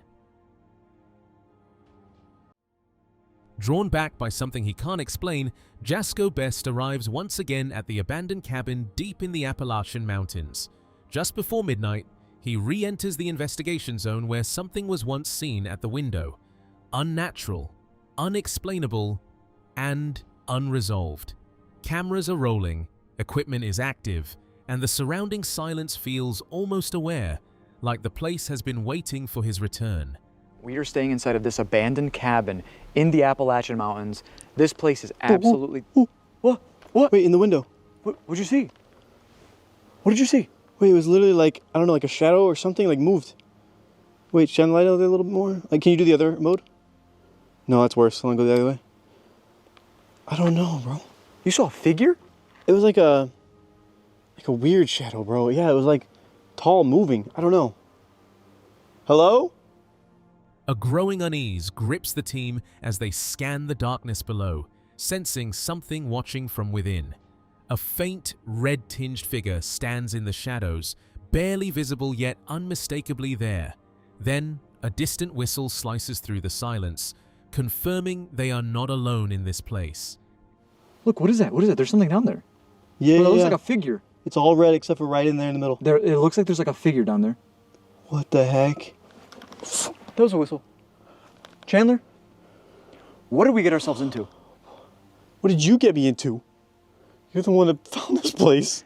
Fuck, bro. Okay, listen, Appalachian Mountains, tons of lore. So many people who go into these mountains, into these woods, and they never come out.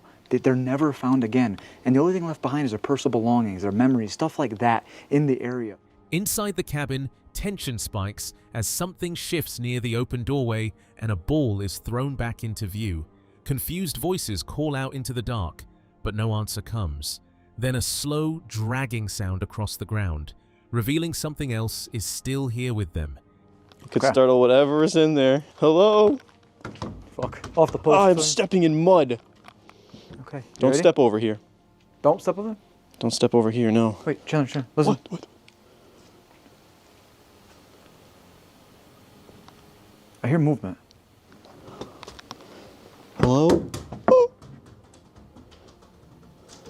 Can you kick that back to us? Ooh. What?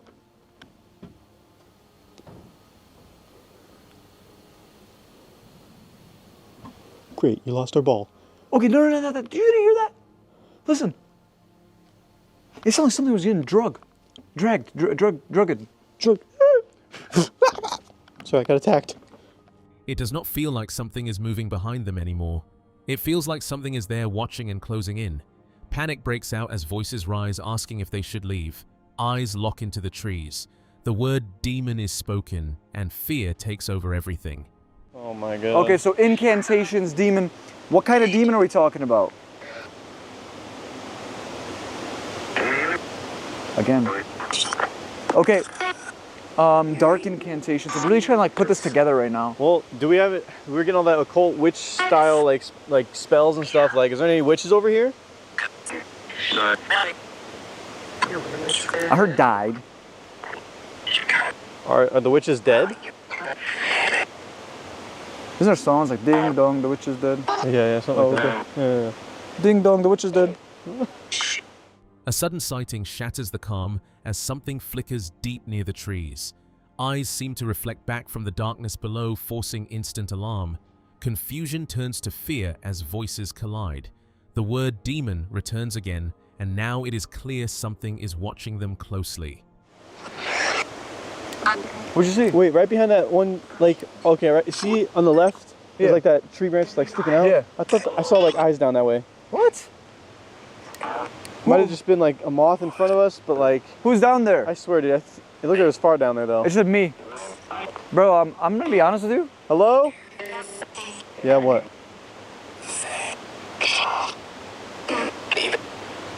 I heard demon again. Yeah, I see something. What? Come here, come here. Is it like what I saw? Hold on, I have an idea. I'm gonna take a night shot photo. Okay, good idea. I'll turn this way so you don't have like light. You can just cover the light if you want. Okay. Something is seen standing behind the tree deep in the darkness, and the entire team freezes as panic takes hold. Flashlights are raised, but the shape refuses to make sense. Questions turn into urgency as they try to understand who or what is down there. Fear builds fast, voices shake, and the realization hits that whatever is in the woods is aware of them and watching every move they make. Oh my god, bro, why does that look like someone's standing behind the tree? Why does that look like someone's... Who the f there? Yo, who's there? Chandler? Wait, turn up your light a little bit. Maybe. Here, I'll hold it. You Yo, who's there?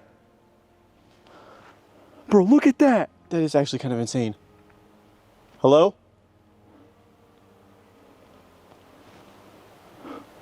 You'd think you would see eyes. Like if we shine a light down there, you know? Jesus. Bro, my heart is in my asshole right now. Where's my phone? Okay, I got my phone. Can you use your light too? I'm gonna use my light as my, yeah. Please, please. One wrong step, and the camera captured something that still divides the world decades later. Hidden deep within Oregon's Blue Mountains, a lone cameraman recorded a towering figure moving through the wilderness with a confidence that no known animal or human should possess. Some call it one of the greatest hoaxes ever filmed. Others believe it's the closest humanity has ever come to documenting the impossible. Judge for yourself. The environment is characterized by thick brush and scattered timber, providing excellent cover for anything trying to remain hidden. The camera remains fixed on the tree line, where subtle movement reveals what appears to be a massive bipedal figure weaving through the dense foliage. Every shake of the camera reflects the cameraman's struggle to keep the mysterious subject in view across the rugged terrain. The footage, later made famous by Paul Freeman and featured by researchers across the Bigfoot community, remains one of the most debated pieces of cryptid evidence ever recorded. The subject moves with a distinct, fluid gait that appears inconsistent with normal human movement. At various moments, it pauses behind thick brush, revealing brief glimpses of a dark, hair-covered body before disappearing again. As it advances, branches are pushed aside and its weight shifts naturally through the terrain. Heavy footsteps and the snapping of dry timber break the silence, emphasizing both the creature's size and how close it is to the cameraman. The encounter reaches its most dramatic moment as the figure briefly steps into a more open clearing, offering the clearest profile of its massive frame. Jesus.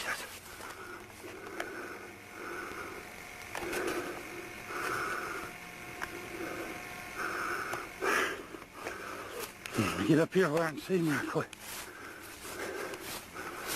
Get up here. Get a better picture. I wonder where the doggone thing went. It crossed right up there. Yeah. I just wonder. It should be right here. Somewhere.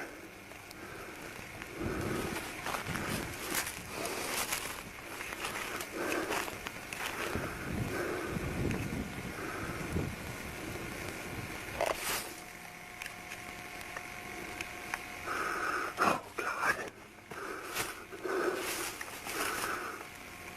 There's two of them, I guess. The figure maintains a calm, deliberate, rhythmic stride before disappearing once again into the deep shadows of the forest. The raw footage ends with Freeman desperately trying to relocate the subject, capturing the lingering tension of a face-to-face encounter with something that remains officially unclassified. If this footage is genuine, what do you think was really walking through the Blue Mountains that day?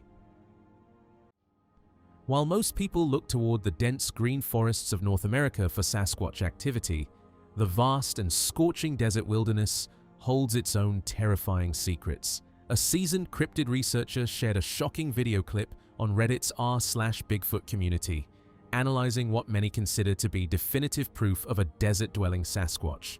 The short video begins with a distant, wide shot scanning an isolated, rocky desert landscape where researchers had unknowingly caught a massive figure roaming far in the background.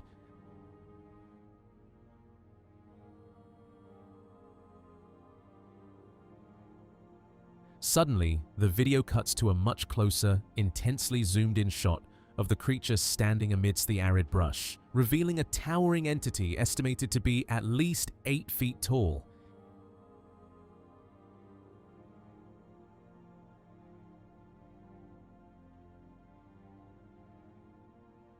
In the final seconds of the footage, the sun glints off the creature's thick coat, showing a shockingly realistic, greasy and shiny texture to its fur before it moves out of view.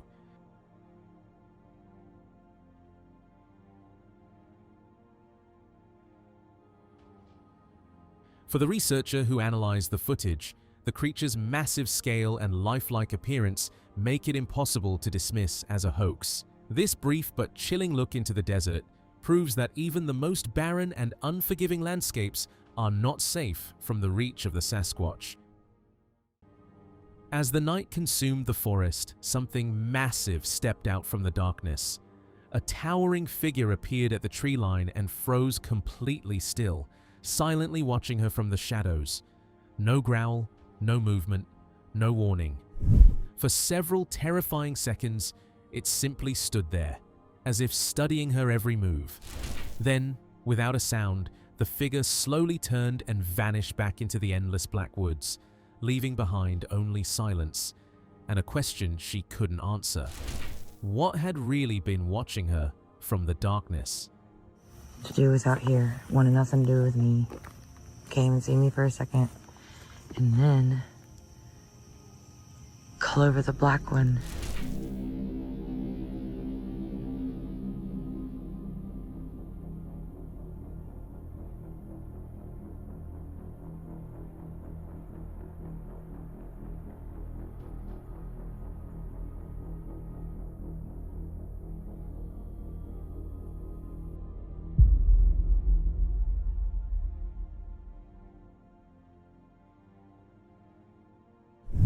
Moments later, an overwhelming foul smell filled the air, forcing her to stop. Deep between the trees, something was standing there. At first, it seemed impossible to believe what she was seeing, but as her eyes adjusted, the shape became more disturbing. 2 glowing eyes stared through the darkness. A pale face, strange horn-like features, enormous claw-like hands, and massive shoulders slowly became visible. It didn't charge. It didn't make a sound. It only stood motionless in the shadows, turning the quiet forest into a place filled with fear and uncertainty.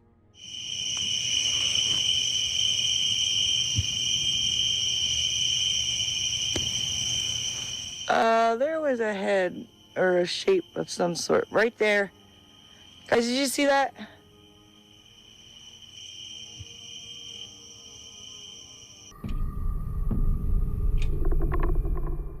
Then, just seconds after the encounter, something even stranger happened. A second dark figure appeared in the distance, forcing her to look back toward the exact location where the first shape had been standing. But this time, there was nothing. The forest was empty. No footsteps, no movement, no explanation. Whatever she had seen had disappeared completely, leaving behind only confusion and the chilling feeling that something was still hidden nearby. As explored in D-Dark Adventures, the morning light revealed no answers, but the mystery of that night remained. Started freaking out. And now they're inside. So I'm out here all by myself, besides him being on the porch cooking.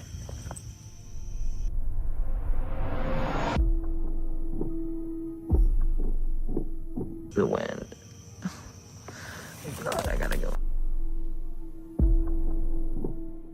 What do you think? Would you stay in the darkness to discover what was watching? Or would you leave before it came closer? In 1978, deep in the forests near Utica, Illinois, Dan was enjoying what seemed like an ordinary morel mushroom hunt. With his dog beside him, he followed a hidden game trail, searching through the peaceful woods. But within moments, everything changed. His dog suddenly stopped, stared towards something concealed among the trees, and then rushed back in fear. Seconds later, the silence shattered as branches cracked nearby. Something large was moving through the forest. Well, it goes back to 1978 when I had my first experience in Illinois, near a town of Utica. I was mushroom hunting, or morel hunting as some people call it. I was walking down a game trail looking for morel mushrooms. Usually you find them around dead elm trees and things of that nature. And my dog was always going ahead of me, 15, 20 feet ahead. And at one point he stopped about 20 feet ahead of me, turned to his left and made like a whimpering type bark, turned around, came back to me and tried to get between my legs. And I thought, well, what is that noise I heard him barking at? To the left of me, ahead of me, I heard crashing through the branches, through the tree branches, and I thought, oh, it must be a big buck deer. Dan approached the exact location where the movement had disappeared, but hidden within the shadows was something he never expected to see. Between the thick trees stood a dark, motionless figure. Only parts of its head, shoulder, and arm were visible, but its massive body appeared covered in black fur. Standing nearly 7 feet tall, the figure remained still. It did not run, approach, or make a sound. It simply watched from the darkness, leaving Dan trapped between fear and disbelief. So of course I walked up to where he had turned around and I saw this shadow figure. The best way I could explain it is this is probably 60-degree weather, and I was in short sleeves, mid-60s, and it was looked like a guy was wearing all black. I thought it was like a black fur coat and some kind of black headgear, and stood at up maybe a little over up to 6.5 feet tall, and basically was standing there shrouded by this foliage under this tree. And I saw part of his shoulder, part of its head, and maybe one side of its I believe it would have been its left arm and shoulder, and maybe the top of part of it. Years later, another encounter took Dan far from Illinois, into the mountains of New Mexico near the Black Hills.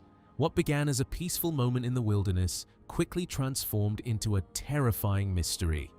Without warning, Dan felt he was no longer alone. He believed he saw 2 or 3 large hairy figures moving through the area hidden among the trees. The encounter left him searching for answers and questioning what could exist beyond the places humans explore.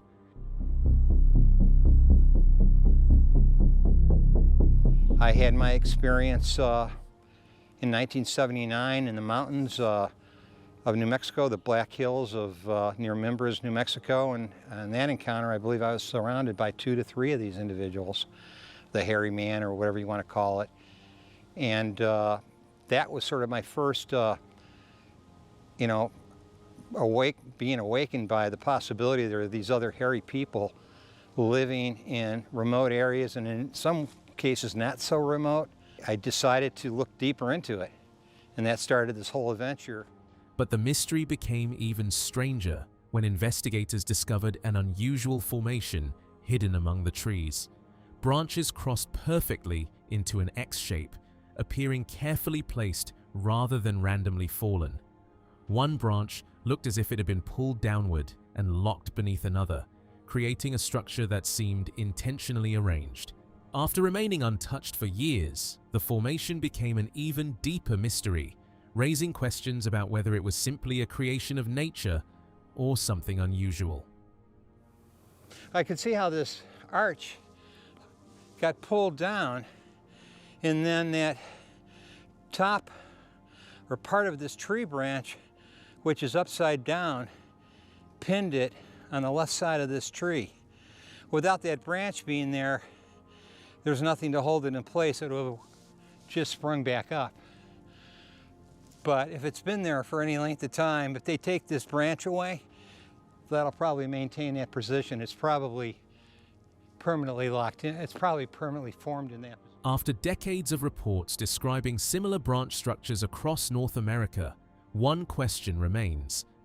Are these formations only strange coincidences created by nature, or could they be signs left behind by something unknown hiding in the wilderness? Moxley's paranormal world approached a sealed, abandoned military base where the atmosphere felt unnaturally heavy, as if something was already aware of their presence. The site held decades of disturbing reports, paranormal disturbances, and alleged alien encounters since 2008. Previous investigators, including, were said to have fled in panic after experiencing something so unsettling it defied explanation. Hello? You've had to leave here a couple of times, haven't you? Every time. Every single time. Oh, you okay? Hello?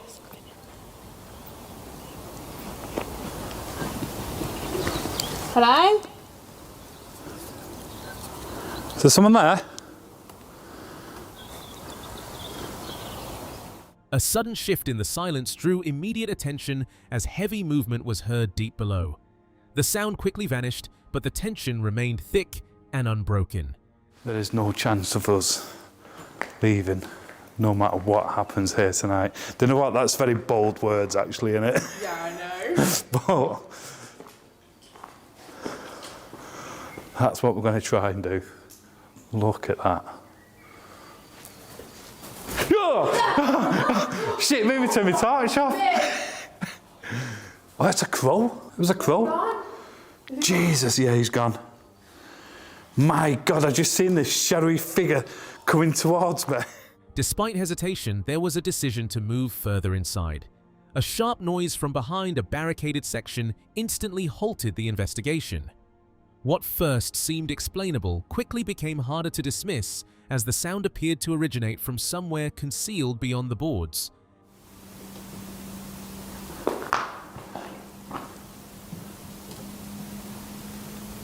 There's something behind the board.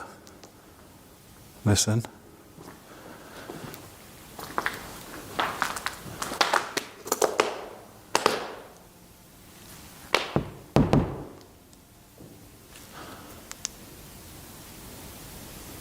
Could have just been a vibration.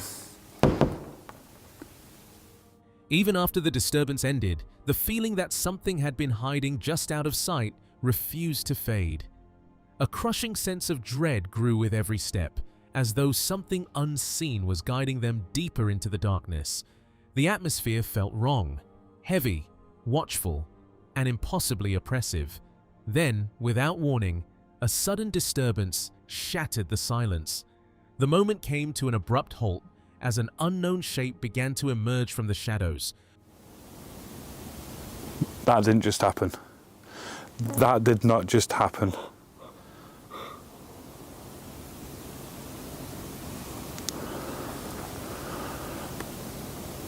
What in the f was that?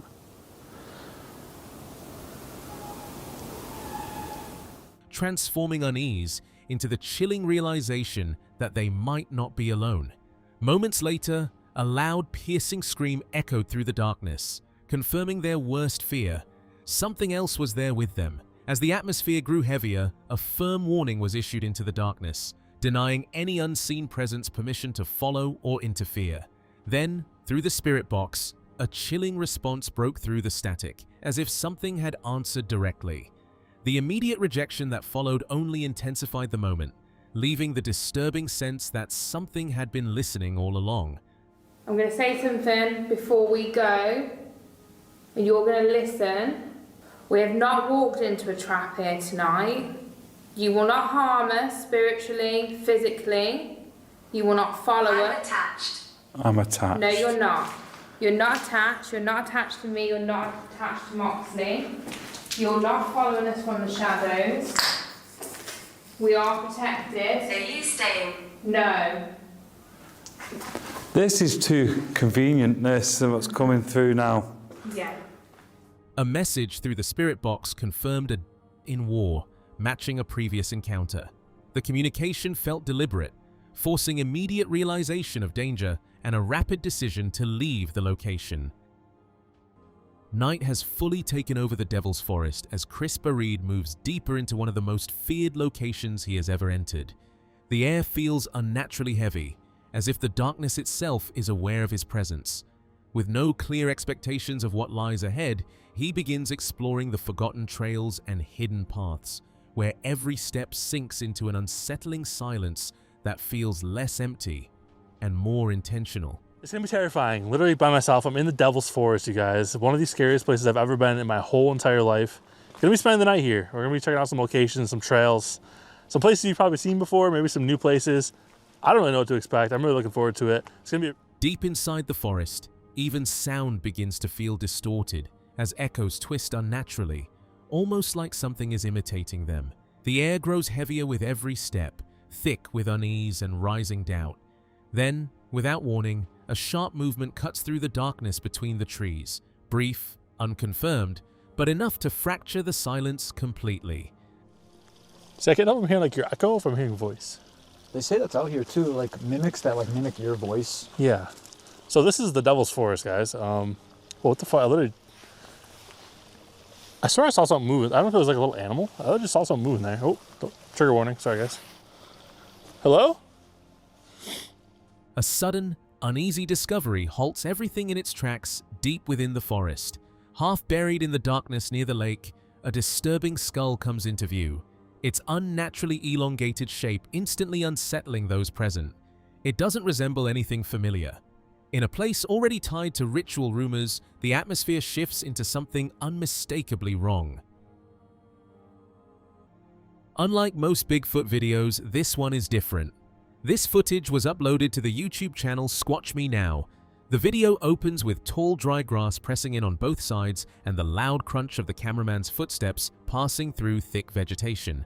There are lots of trees around, but then something ahead stops the camera. Right there between the trees is a strange wooden structure.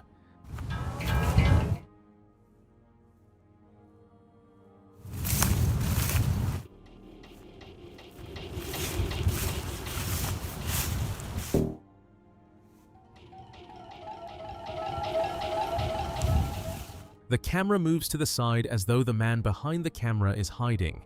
He zooms in slowly on the structure. What comes into view is a shelter built from heavy logs with branches deliberately interwoven to form walls and a roof. This doesn't look like something a person would casually throw together. The logs alone look too heavy. The construction is too intentional. Something built this, something that needed somewhere to stay.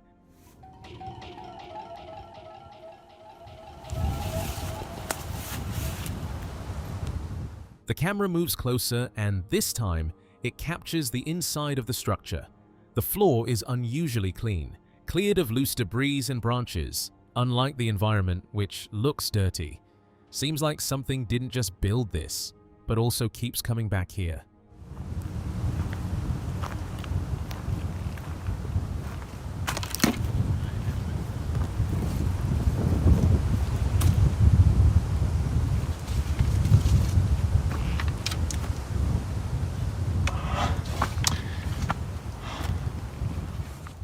Then suddenly the atmosphere shifts. The camera jerks upward and swings around fast as the cameraman senses movement outside. Without hesitation, he runs, breathing loud and heavy, no longer interested in anything except getting out of that structure.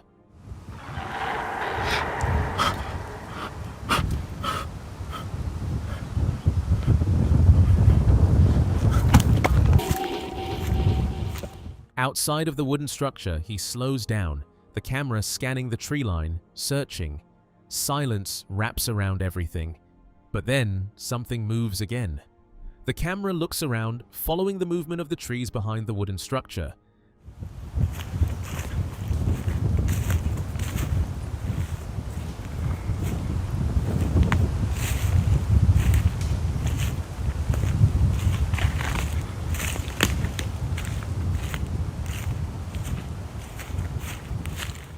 The camera lingers, and it catches it, Between the dark pine trees, a strange shift in the shadows builds slowly at first, and then, without warning, a loud, deep howl tears through the trees directly at the camera.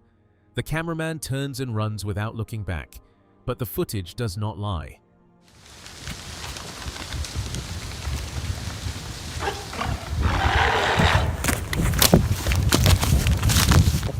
Right there between the trees, hidden in the shadows, is a large bipedal figure standing upright with a wide, heavy head sitting directly on massive shoulders, watching the human who walked uninvited into its home, into its territory.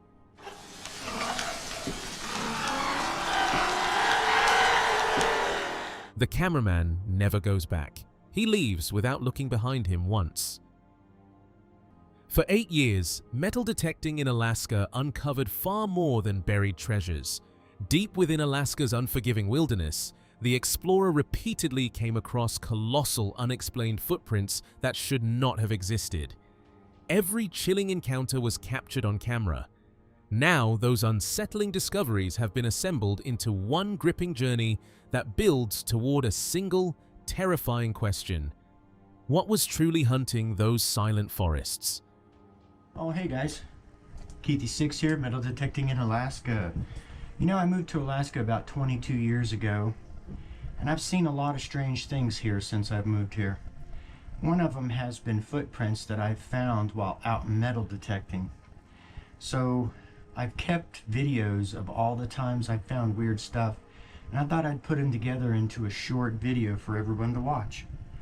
So check this out. This is 8 years worth of finding weird things in Alaska. What begins as a routine expedition with his grandson Joe to uncover forgotten traces of Alaska's gold rush soon drifts into something far more unsettling. The wilderness grows eerily silent as deep mud engulfs the abandoned road and hidden trails vanish into the forest.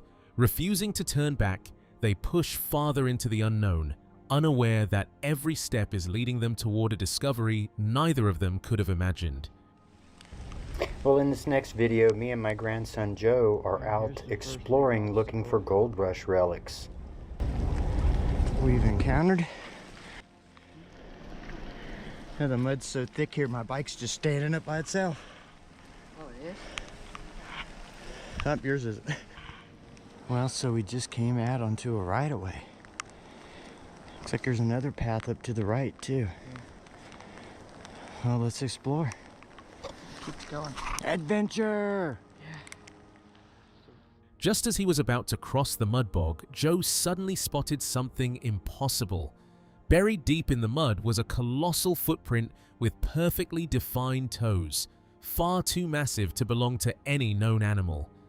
The search came to an abrupt halt as an unsettling realization set in.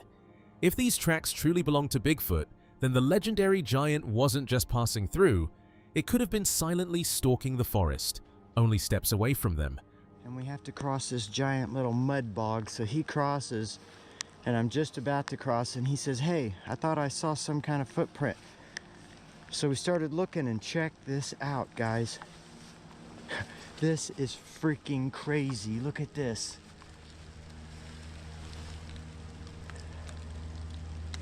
Do you not see this? Oh, there's my hand. Look at the size of that footprint. You can see the toes.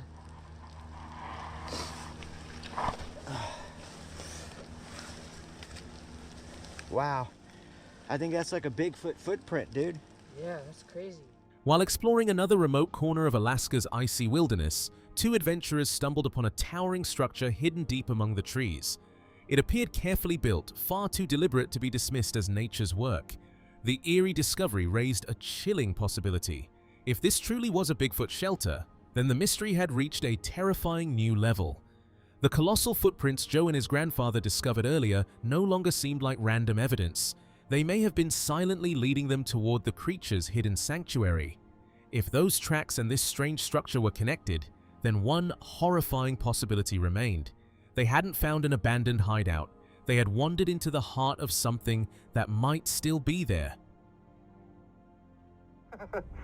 WR. just kind of sketchy because it's so rocky.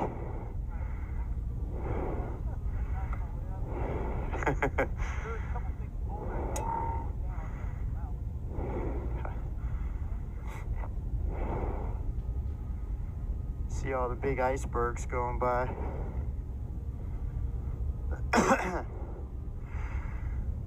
Oh, wow. You know what that is? It's a Bigfoot hut.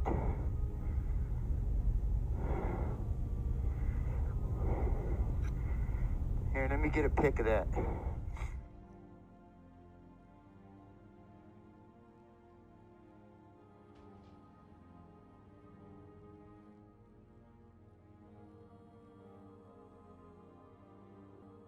At first glance, this striking image immediately draws attention to a large, dark, ape-like creature sitting low within a dense forest clearing, its long arms resting near the ground.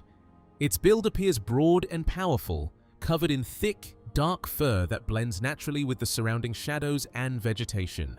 The posture suggests stillness rather than movement, as if it is quietly observing its environment. The forest is lush and slightly overgrown, indicating a remote, undisturbed setting. Soft, filtered light suggests late afternoon or early evening, with calm and mild weather conditions. Yet the question lingers: what exactly is this enigmatic creature, and what awareness lies behind its unnervingly still presence? Following this, the footage reveals a striking shift in the creature's behavior. The large, bulky figure, once seated and almost motionless, now begins to move, rising with slow, deliberate intent. Its heavy steps suggest awareness, as though it has sensed something beyond the viewer's sight. There's nothing rushed or erratic about it. Instead, its movement feels controlled, calculated, and quietly unsettling. This change from stillness to motion adds a deeper tension to the scene. It prompts an intriguing question: is this the same passive presence seen moments ago, or has something triggered a far more alert and unpredictable side of the creature? Deep within the frozen isolation of Siberia, a passing vehicle's dashcam captured something that no one expected to see. The footage, later shared online, shows a desolate, snow-covered road cutting through a dense, lifeless forest. No movement, no sound, just the oppressive stillness of winter stretching in every direction. Then, without warning, a pale figure emerges from the tree line ahead. It moves upright, crossing the road with a strange, deliberate stride, too fluid to be a typical animal, yet not entirely human in form. Its limbs appear slightly unnatural, its motion controlled, almost aware, as if it understands it's being seen. For a brief moment, it exists fully in the open, exposed against the white snow, and then it's gone, slipping silently back into the forest, leaving behind only faint disturbances in the snow and a lingering sense that something was never meant to be witnessed. Whatever crossed that road knew exactly what it was doing. Tonight's investigation with Dee's Dark Adventure leads into a remote, decaying farmhouse cut off from any trace of civilization, its history buried beneath layers of silence and abandonment. Since arrival, strange disturbances have escalated. Objects subtly shifting, unexplained footsteps echoing through empty halls, and sudden cold spots that feel uncomfortably close. Outside, darkness becomes absolute, swallowing every sound. It's here that the unsettling realization sets in. The place feels occupied, even when nothing should be there. I'm at this farmhouse. It's abandoned. I stopped by here yesterday, which I'm going to upload that video on the other channel, which you've probably already seen it. This place is creepy. I heard a woman's voice.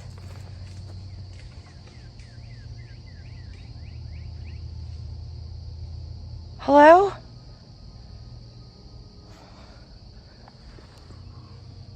I can't turn the camera around quick enough. It's just woods. Okay. Hello?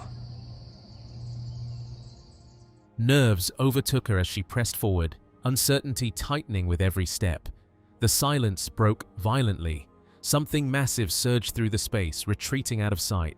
The sound was unmistakable, heavy and deliberate, as if the structure itself had been disturbed. Even the day before had shown signs of the same presence, fast-moving and forceful. It was becoming clear. The building was never truly unoccupied. Something big was in here. I heard something run off yesterday too, so.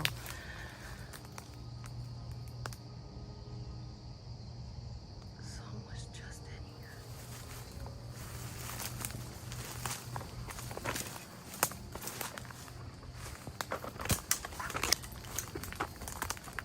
Hello? Confusion and panic intensified as she questioned the origin of the relentless movement around her. The floor beneath proved even more unstable, weakening her footing and heightening the sense of danger. The door resisted completely, refusing to open no matter how she pushed. Still trembling, she gathered herself and called out into the silence, demanding to know if anyone, or anything, was truly there.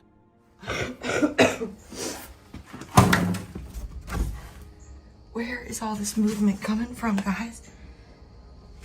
That floor is worse than the one I just fell through. I can't get the door to push open. Okay. All right. I'm still shaking, guys. I'm so sorry. Okay, hello. Is there anybody here? I want to gift you something, and I'm sorry for intruding.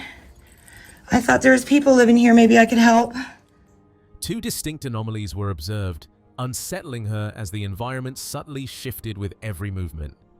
Attempts to rationalize failed as confusion deepened.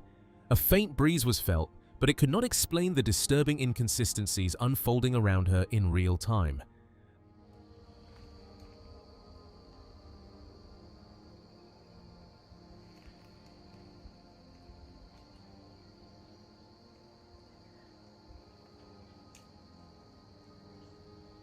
There's two spots. Look.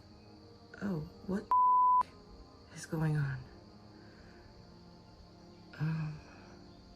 I don't know what's happening. Is that... Maybe it's just the way I don't know, dude. That's creepy. Only ones do... Oh. All I do is back up and it looks like it's changed. I don't know, guys. This place is weird. I'm just coming and recording. What is that? A large, indistinct presence was felt moving upward, then later descending the stairs again. She called out into the silence with no clear response. The tension escalated rapidly, while the camera remained steady, capturing everything as the moment collapsed into something far more disturbing and inescapable. Up next is a video that was uploaded to the YouTube channel Legend Tracker, a channel known for tracking down and archiving some of the most significant cryptid sightings in the world. In 2013, a couple was hiking along a logged road above one of the lakes in Mission, British Columbia. They were taking in the scenery, enjoying the quiet of the green landscape, when their camera locks onto something already standing on the ridge before them. Right before their eyes was a dark figure standing on a rocky outcrop several hundred yards away.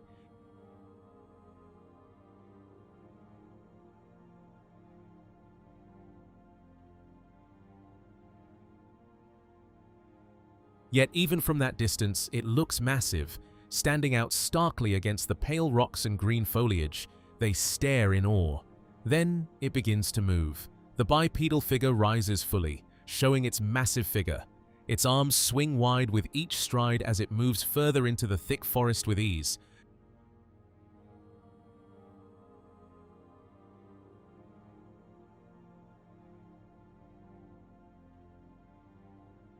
Covering ground smoothly across steep, uneven terrain that would slow any hiker down significantly. The couple tries to catch a glimpse of where it's headed, but it's gone deep. Silence echoes around them, and the image of what they saw never leaves their mind. Whispers of an unseen terror have echoed across the North Country for generations. WPBS Digital Studios uncovers the chilling testimonies of those who crossed paths with a towering Bigfoot deep within Canada's wilderness and a mysterious beast said to haunt the dark waters of Leon's Falls. Many mocked the legends until one impossible encounter turned doubt into fear. If these creatures are only myths, who or what is still leaving witnesses terrified? With Halloween coming up this weekend, folklore and ghost stories are aplenty. Tonight, we share 2 such stories. First, Bigfoot sightings in the North Country and Canada are quite common, yet the consensus is split on whether or not the creature is real. Add to that sightings of a water monster in Lyons Falls. The stories are decades old and sightings are still happening. Our Jolene DeRosier spent time with those who claim they've seen the creatures, some who started out as non-believers until they had their first sighting. For decades, a terrifying secret was believed to lurk beneath the dark, silent waters of the Black River. One chilling encounter unleashed a legend that spread through Lyons Falls, turning ordinary conversations into tales of an enormous creature no one could explain. As the rumors intensified, fear gave way to obsession. Mill workers forged massive custom hooks and spent every spare moment hunting the unseen beast, convinced something ancient and monstrous was hiding just beneath the surface. Back in probably in the 1950s.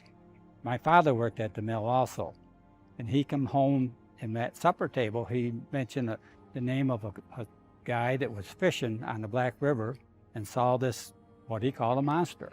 I'm at the old mill. They took lunch breaks and went fishing for the monster with specially made fish hooks so that they could catch the monster and prove that it was real. While the river monster remained an unsolved mystery, another legend was tightening its grip across the North Country.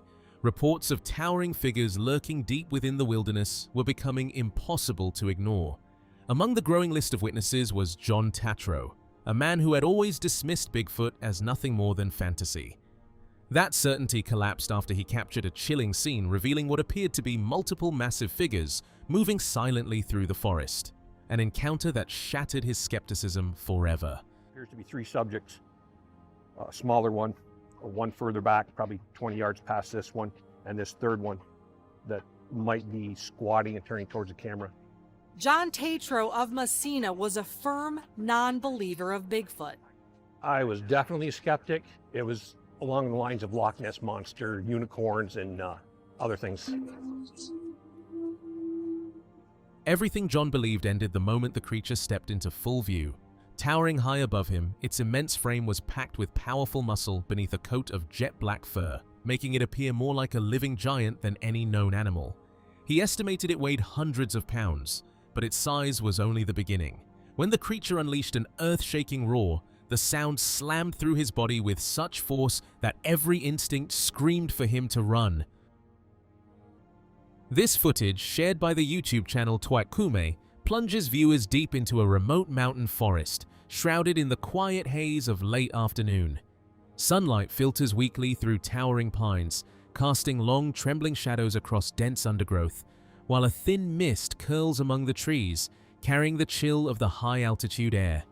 Every leaf quivers in a faint breeze, yet the forest feels unnervingly still, as if holding its breath. Slowed deliberately, the clip magnifies the mountain beast's immense size and power. Each step resonates through the undergrowth, subtle yet devastating, while the surrounding trees appear unnaturally stretched.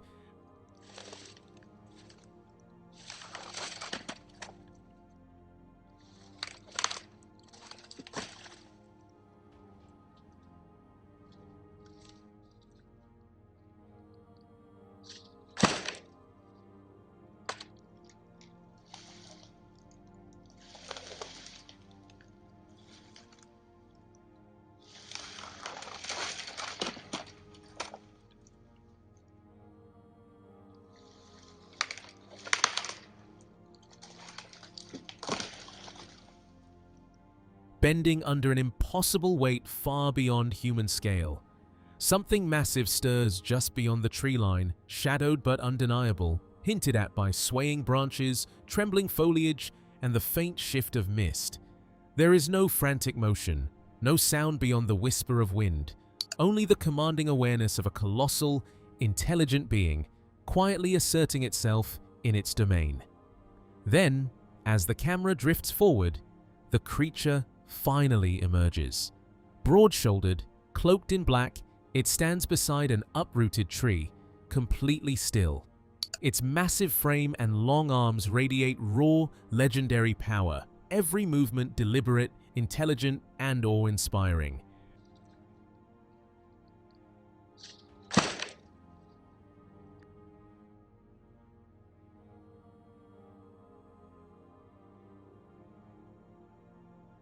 Mist curls around it, shadows deepen, and the forest itself seems aware of its presence.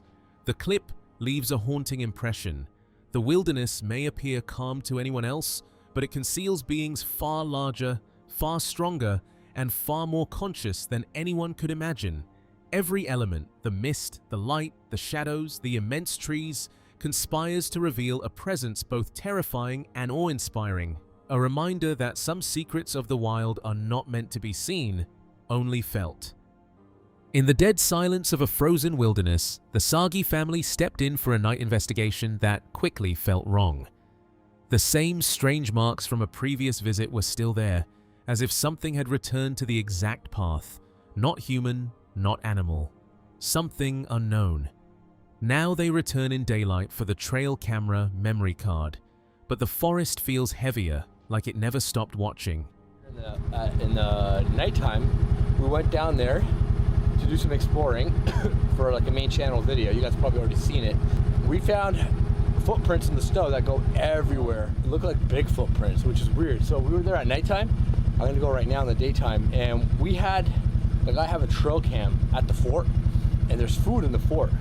So while I was checking the footage to see if whatever made those big footprints pass through, the camera died, the battery died. So I'm gonna go and get that memory card because we forgot to get it last night. So I'm gonna check that memory card out and see if we capture something crazy. Something enormous had crossed the snow, prints nearly 3 times the size of a human foot. The trail was followed deeper into frozen silence, only to realize crucial signs had been missed the night before. Now the marks led back to the exact same spot, faint under fresh snow, as if whatever made them returned through the same path. Unseen, unheard, and impossible to explain. So we're almost approaching where the footprints come out from. Yeah, here we go. Actually, we missed these last night. There's some here. Look at my footprints. What the hell did that?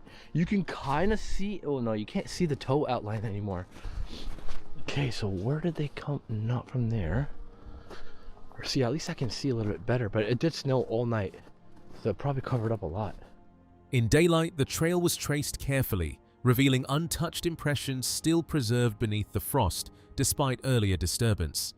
Nearby, a snapped tree and wide, unnatural spacing between steps suggested something powerful had moved through here with intent, continuing deeper into the wilderness, leaving behind the question of whether this was the work of something unknown or the legendary Bigfoot, as we know from its massive footprints and distinct toe marks. Yeah, we found a pine. So here's a big one here, another big one here. You can kind of see a toe outline. Again, look at my hand compared to that. Like, that is superiorly bigger than mine. I'm kind of happy that I came back in the daytime so I can show you guys this. But as you guys know, I did not cut any trees through here or expand. But look at this. Chris noticed this. A tree snapped, and there was like 3-4 others. More of these massive footprints. Like, what would have caught? Yeah, they go that way. And there was an area where we found actual pee. We found the footprint. Oh yeah, look at this stuff here. Like, you can see outline of toes in this one. A deep, unnatural hum breaks the silence. Low and heavy, like the air itself is vibrating. It swells louder with no direction, as if surrounding him from every side at once. He stands motionless, realizing this is not wildlife, but something massive, unseen, moving too close in the dark wilderness. I'm hearing some strange noises all of a sudden.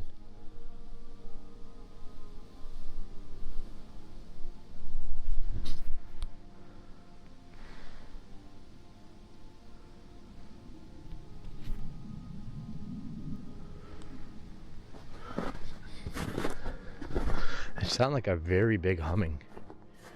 Like something humming very loudly. This next encounter comes from the YouTube channel NVTV. In Utah, a lone hiker ventured into the rugged backcountry, camera in hand, intent on capturing the wilderness in its raw, untamed beauty. The forest was quiet. The only sounds were the crunch of his boots on the rocky trail and the whisper of wind through the pines. He paused to film the surrounding landscape, framing the trees and distant ridges in his shot. Then something made the footage shift dramatically. The camera wobbled as it swung to the background, revealing a massive jet-black figure moving silently just a few feet behind him.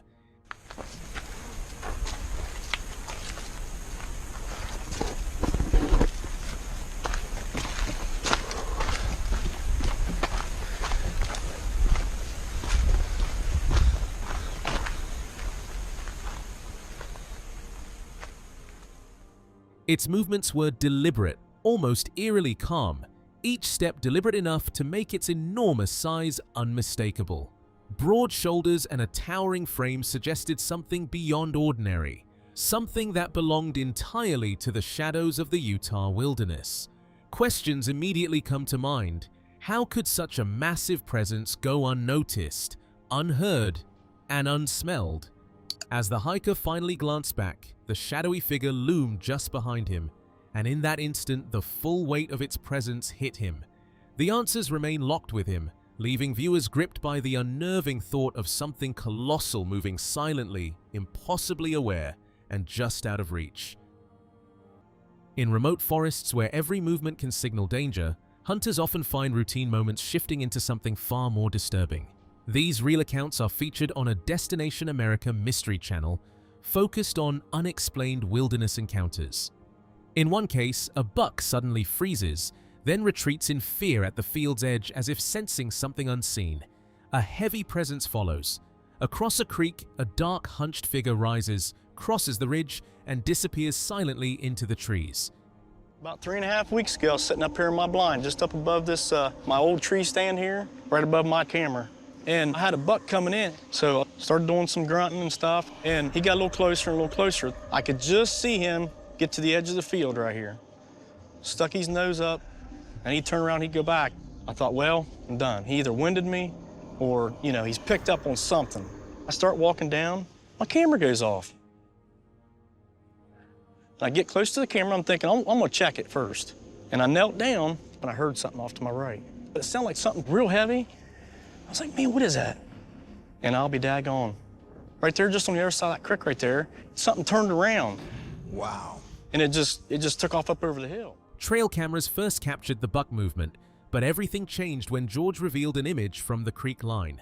A massive hunched figure stood in the water, and just above it a smaller shape clung close behind. The team went silent, realizing it resembled a juvenile Bigfoot with its mother, an encounter that felt impossible, yet undeniably real, leaving the entire discovery heavy with shock and disbelief.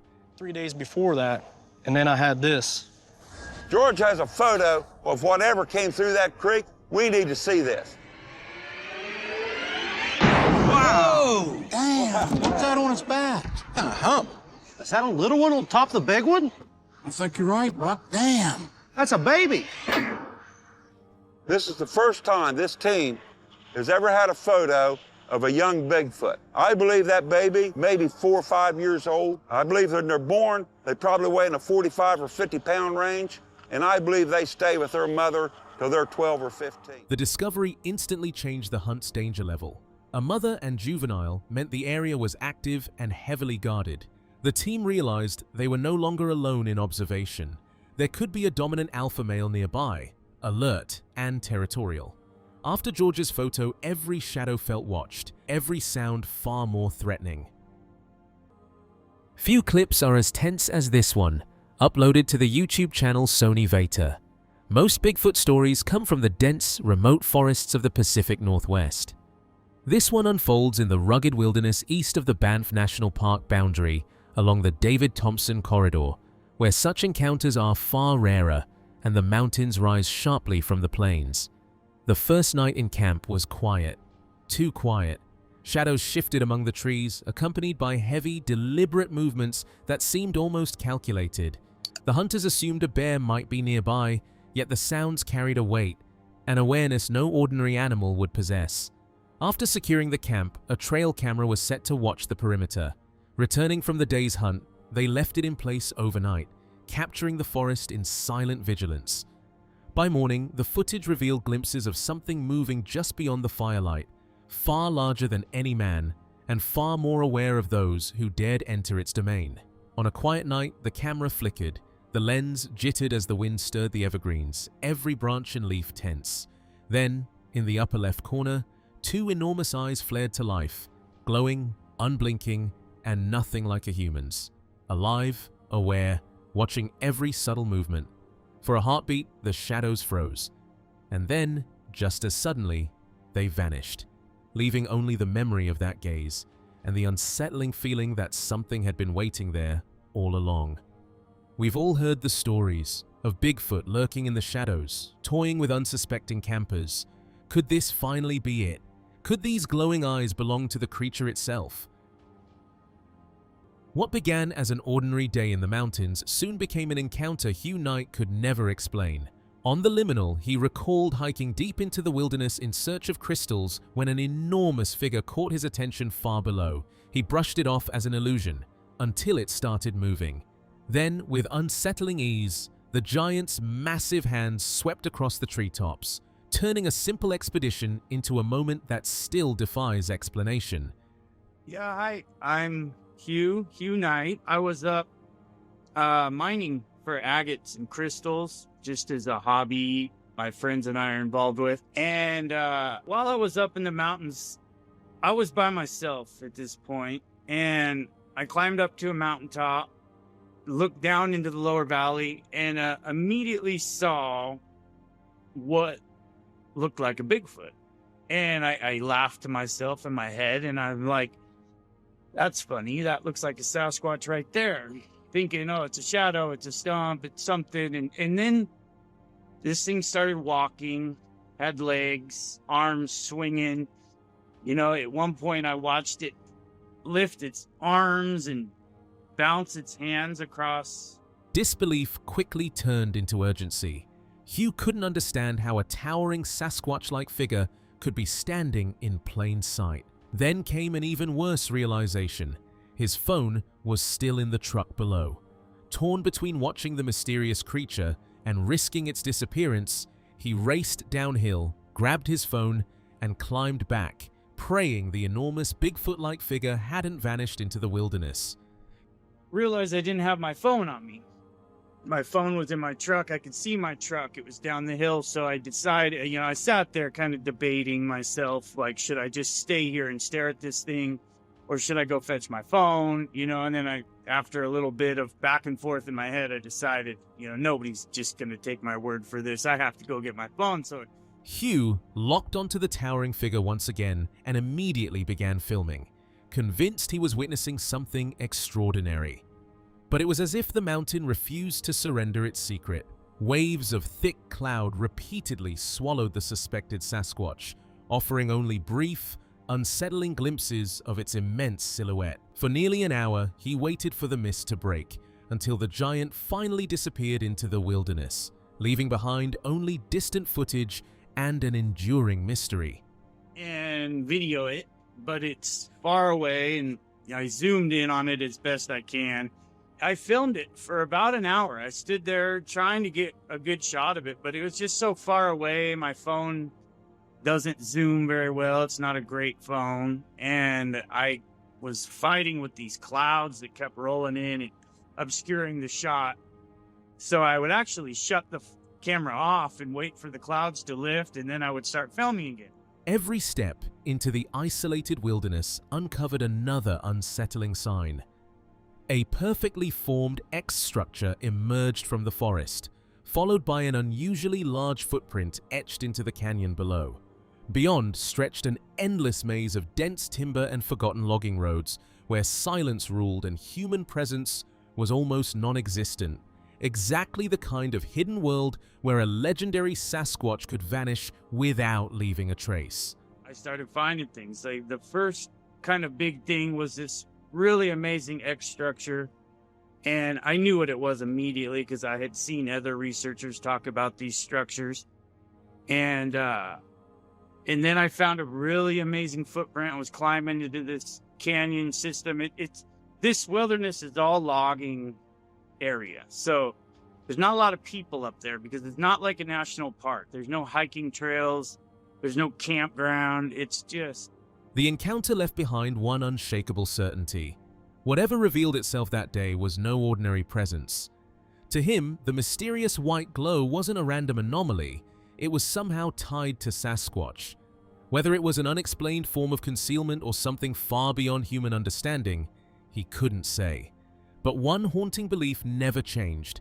Whatever he witnessed belonged to the legend of Sasquatch, making the mystery even more unsettling.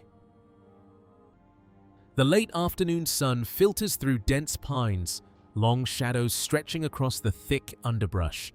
A thin mist curls through the forest, and a cool mountain breeze stirs the fallen leaves. The forest is quiet, almost unnervingly so. The camera reveals two dark figures among the trees. One crouches low, almost swallowed by the underbrush, while the other stands upright nearby, alert and watchful. At first, they could be mistaken for fallen logs or shadows, but their broad shoulders, long arms, and muscular frames make them unmistakably alive. The figures move with quiet, deliberate coordination. The crouched one shifts cautiously, while the upright figure scans the surroundings as if sensing an unseen presence. The forest itself seems to react, mist twisting around them, shadows stretching, every subtle movement hinting at awareness. Even in stillness, the forest feels alive, acknowledging something extraordinary, hidden, powerful, and impossible to ignore. The figure does not move at first. It pauses, silent, as if sensing the observer. The sunlight flickers, revealing glimpses of its form. Then, slowly, it shifts, retreating into the thick trees, leaving nothing but shadows behind. One question lingers. What would have happened if the taller figure had turned fully to face the camera? Whatever it was, one thing is clear. This forest holds secrets meant to remain unseen, and for a fleeting moment, the camera caught a glimpse of something extraordinary, dark, silent, and impossible to ignore. Captured during a quiet seaside getaway, the footage begins with an almost cinematic calm. Waves folding gently onto the shore, wind sweeping across scattered rocks, and the fading sun casting long shadows over the coastline. The family's camera continues rolling into dusk, preserving what seemed like an ordinary, peaceful evening by the water. As darkness settles in, the shoreline grows still, with only the rhythmic crash of the sea breaking the silence. Then something unexpected happens. Behind a cluster of weather-worn stones near the water's edge, a dark, heavy figure begins to emerge. At first, it is barely noticeable, just a distortion in the shadows. But as it moves, the shape becomes clearer, broad, upright, and unusually large compared to anything natural in the environment. It slips out with slow, deliberate motion, as if aware of being near the open shore. For a brief moment, it stands partially visible before continuing along the rocks and disappearing into the darkness.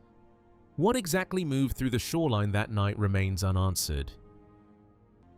In the deepest stretches of remote forests where silence feels alive and every sound carries hidden intent, hunters describe ordinary moments collapsing into something far more disturbing.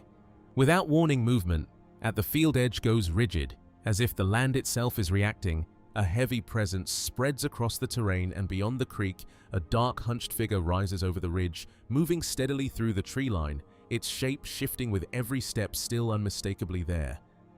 I don't see anything. What?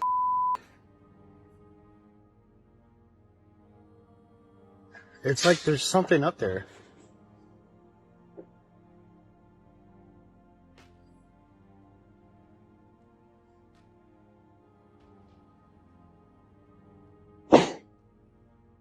A violent eruption shatters the forest as thunderous crashes rip through the canopy. Enormous branches explode apart under a force too powerful to ignore. Every deafening impact creeps closer, turning disbelief into dread. The witness stands frozen, realizing whatever is stalking these woods possesses a terrifying strength that defies explanation. I hope you can hear this. It sounds like gorillas fighting in the tree. They're breaking limbs bigger around than me.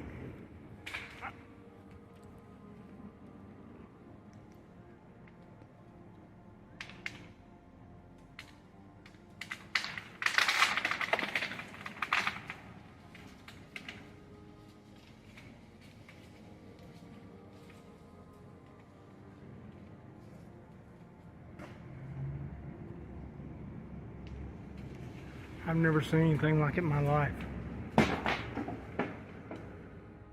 A towering tree stands deep in the forest, far too massive and heavy to fall under normal natural conditions. Its trunk is thick and deeply rooted, built to withstand storms and time itself. Yet without warning, it begins to lean as if an unseen force has taken hold of it. Pressure builds in an unnatural stillness. Oh my God, he just took half the tree down. Something, oh my God, oh my God. Oh, it's gotta be a, I don't even think a bear would have a chance in Hades and they're doing this. Then the impossible happens. The giant structure tears free and crashes down in a violent, earth-shaking collapse. The impact rolls through the wilderness, carrying an overwhelming sense that something is still moving just beyond sight. The case was uploaded to Tim Wells Bowhunter. Two hunters in a remote Idaho wilderness came face to face with a Bigfoot in 2013 during elk season. At first, they thought it was a bear, the tallest bear either of them had ever seen. Then it stood fully upright, and that explanation fell apart completely. So we're 4.6 from the truck, and that's the closest road. I'm coming down here, I'm beat, get my gear off, get ready to eat. All of a sudden Eric's like, oh my gosh, big bear, big bear. I grab my bow, I raise up, I look down the hill, and it is the freaking tallest bear walking on two legs I've ever seen in my life. But the moment I realize, I turned to get Eric to turn on the camera. He's already filming at that point. Yeah, I didn't get pushed on play until... But when did you realize it wasn't a bear? Well, when I realized it wasn't a bear, when we were sitting here and with the foliage and everything, the undergrowth here, it looked like a bear because all I seen was the brown coming through. But then as I got the camera and stood up and you grabbed your bow, when it stopped right there at that pine. The camera catches them spotting it again in the woods. One hunter grabs the camera and runs after it immediately.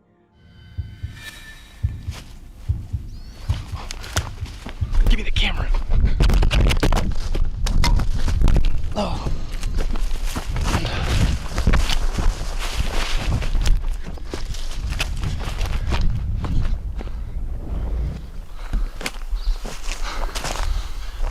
The footage shows the creature moving between the trees before disappearing into the forest. The hunter who chased it said it was running 3 times faster than he was.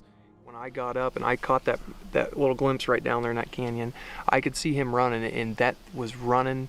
It had to have been running at least 2 to 3 times faster than I can run, and I can run fast. But I've never seen anything run that fast in my life. The forest turns still when a deep guttural grunt rips out from the darkness, locking everyone in place. Sasquatch watchers witness it unfolding in real time. Heavy rocks suddenly explode against each other with brutal force, followed by a deafening rhythmic pounding like a massive drum rolling through the trees. Each trap hits harder than the last, drawing closer, as if something enormous is intentionally responding from just beyond sight. Because that, I don't know anything about. I don't either. Hey, what is that? That sounds like a grunt. That was a... Oh, no. People are finally witnessing it. That's the big ones. It's beating rocks. Yep, that's the big ones. Oh. Yeah. Listen. Oh, that sounds like a drum. That's like loud. That is loud. A split-second choice breaks the tension as a rock is hurled into the darkness, vanishing into the trees. The pocket camera shakes as voices tighten with alarm. Whatever is out there reacts immediately, shifting, circling, closing distance with intent, responding to every sound like it's tracking them in real time. I'm gonna throw a rock there, buddy. Okay, go for it. I just picked up a light shine. Eye shine on here. Oh, for real?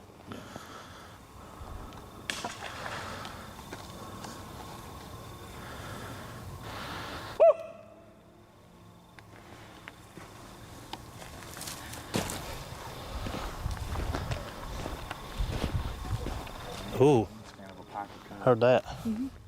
Peering into the drop below, something felt shifted in the shadows, unnatural, deliberate, just out of sight.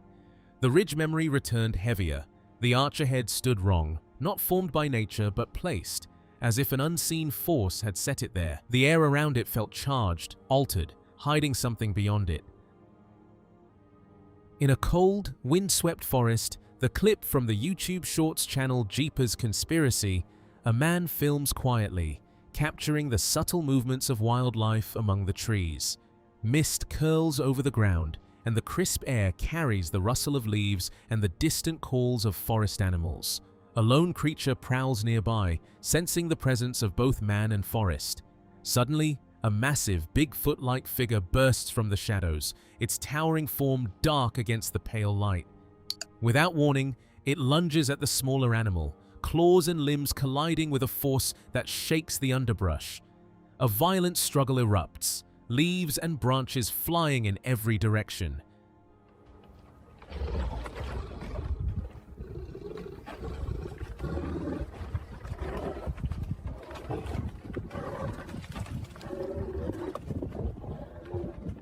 The man holds his camera steady, heart racing, as the two massive beings clash, power, speed, and primal instinct on full display. In the chaos, the forest itself seems to watch, silent and tense, as if guarding secrets it has kept for centuries. When the dust settles, the forest exhales, leaving only disturbed foliage, and the haunting sense that some corners of the wild are not meant to be witnessed.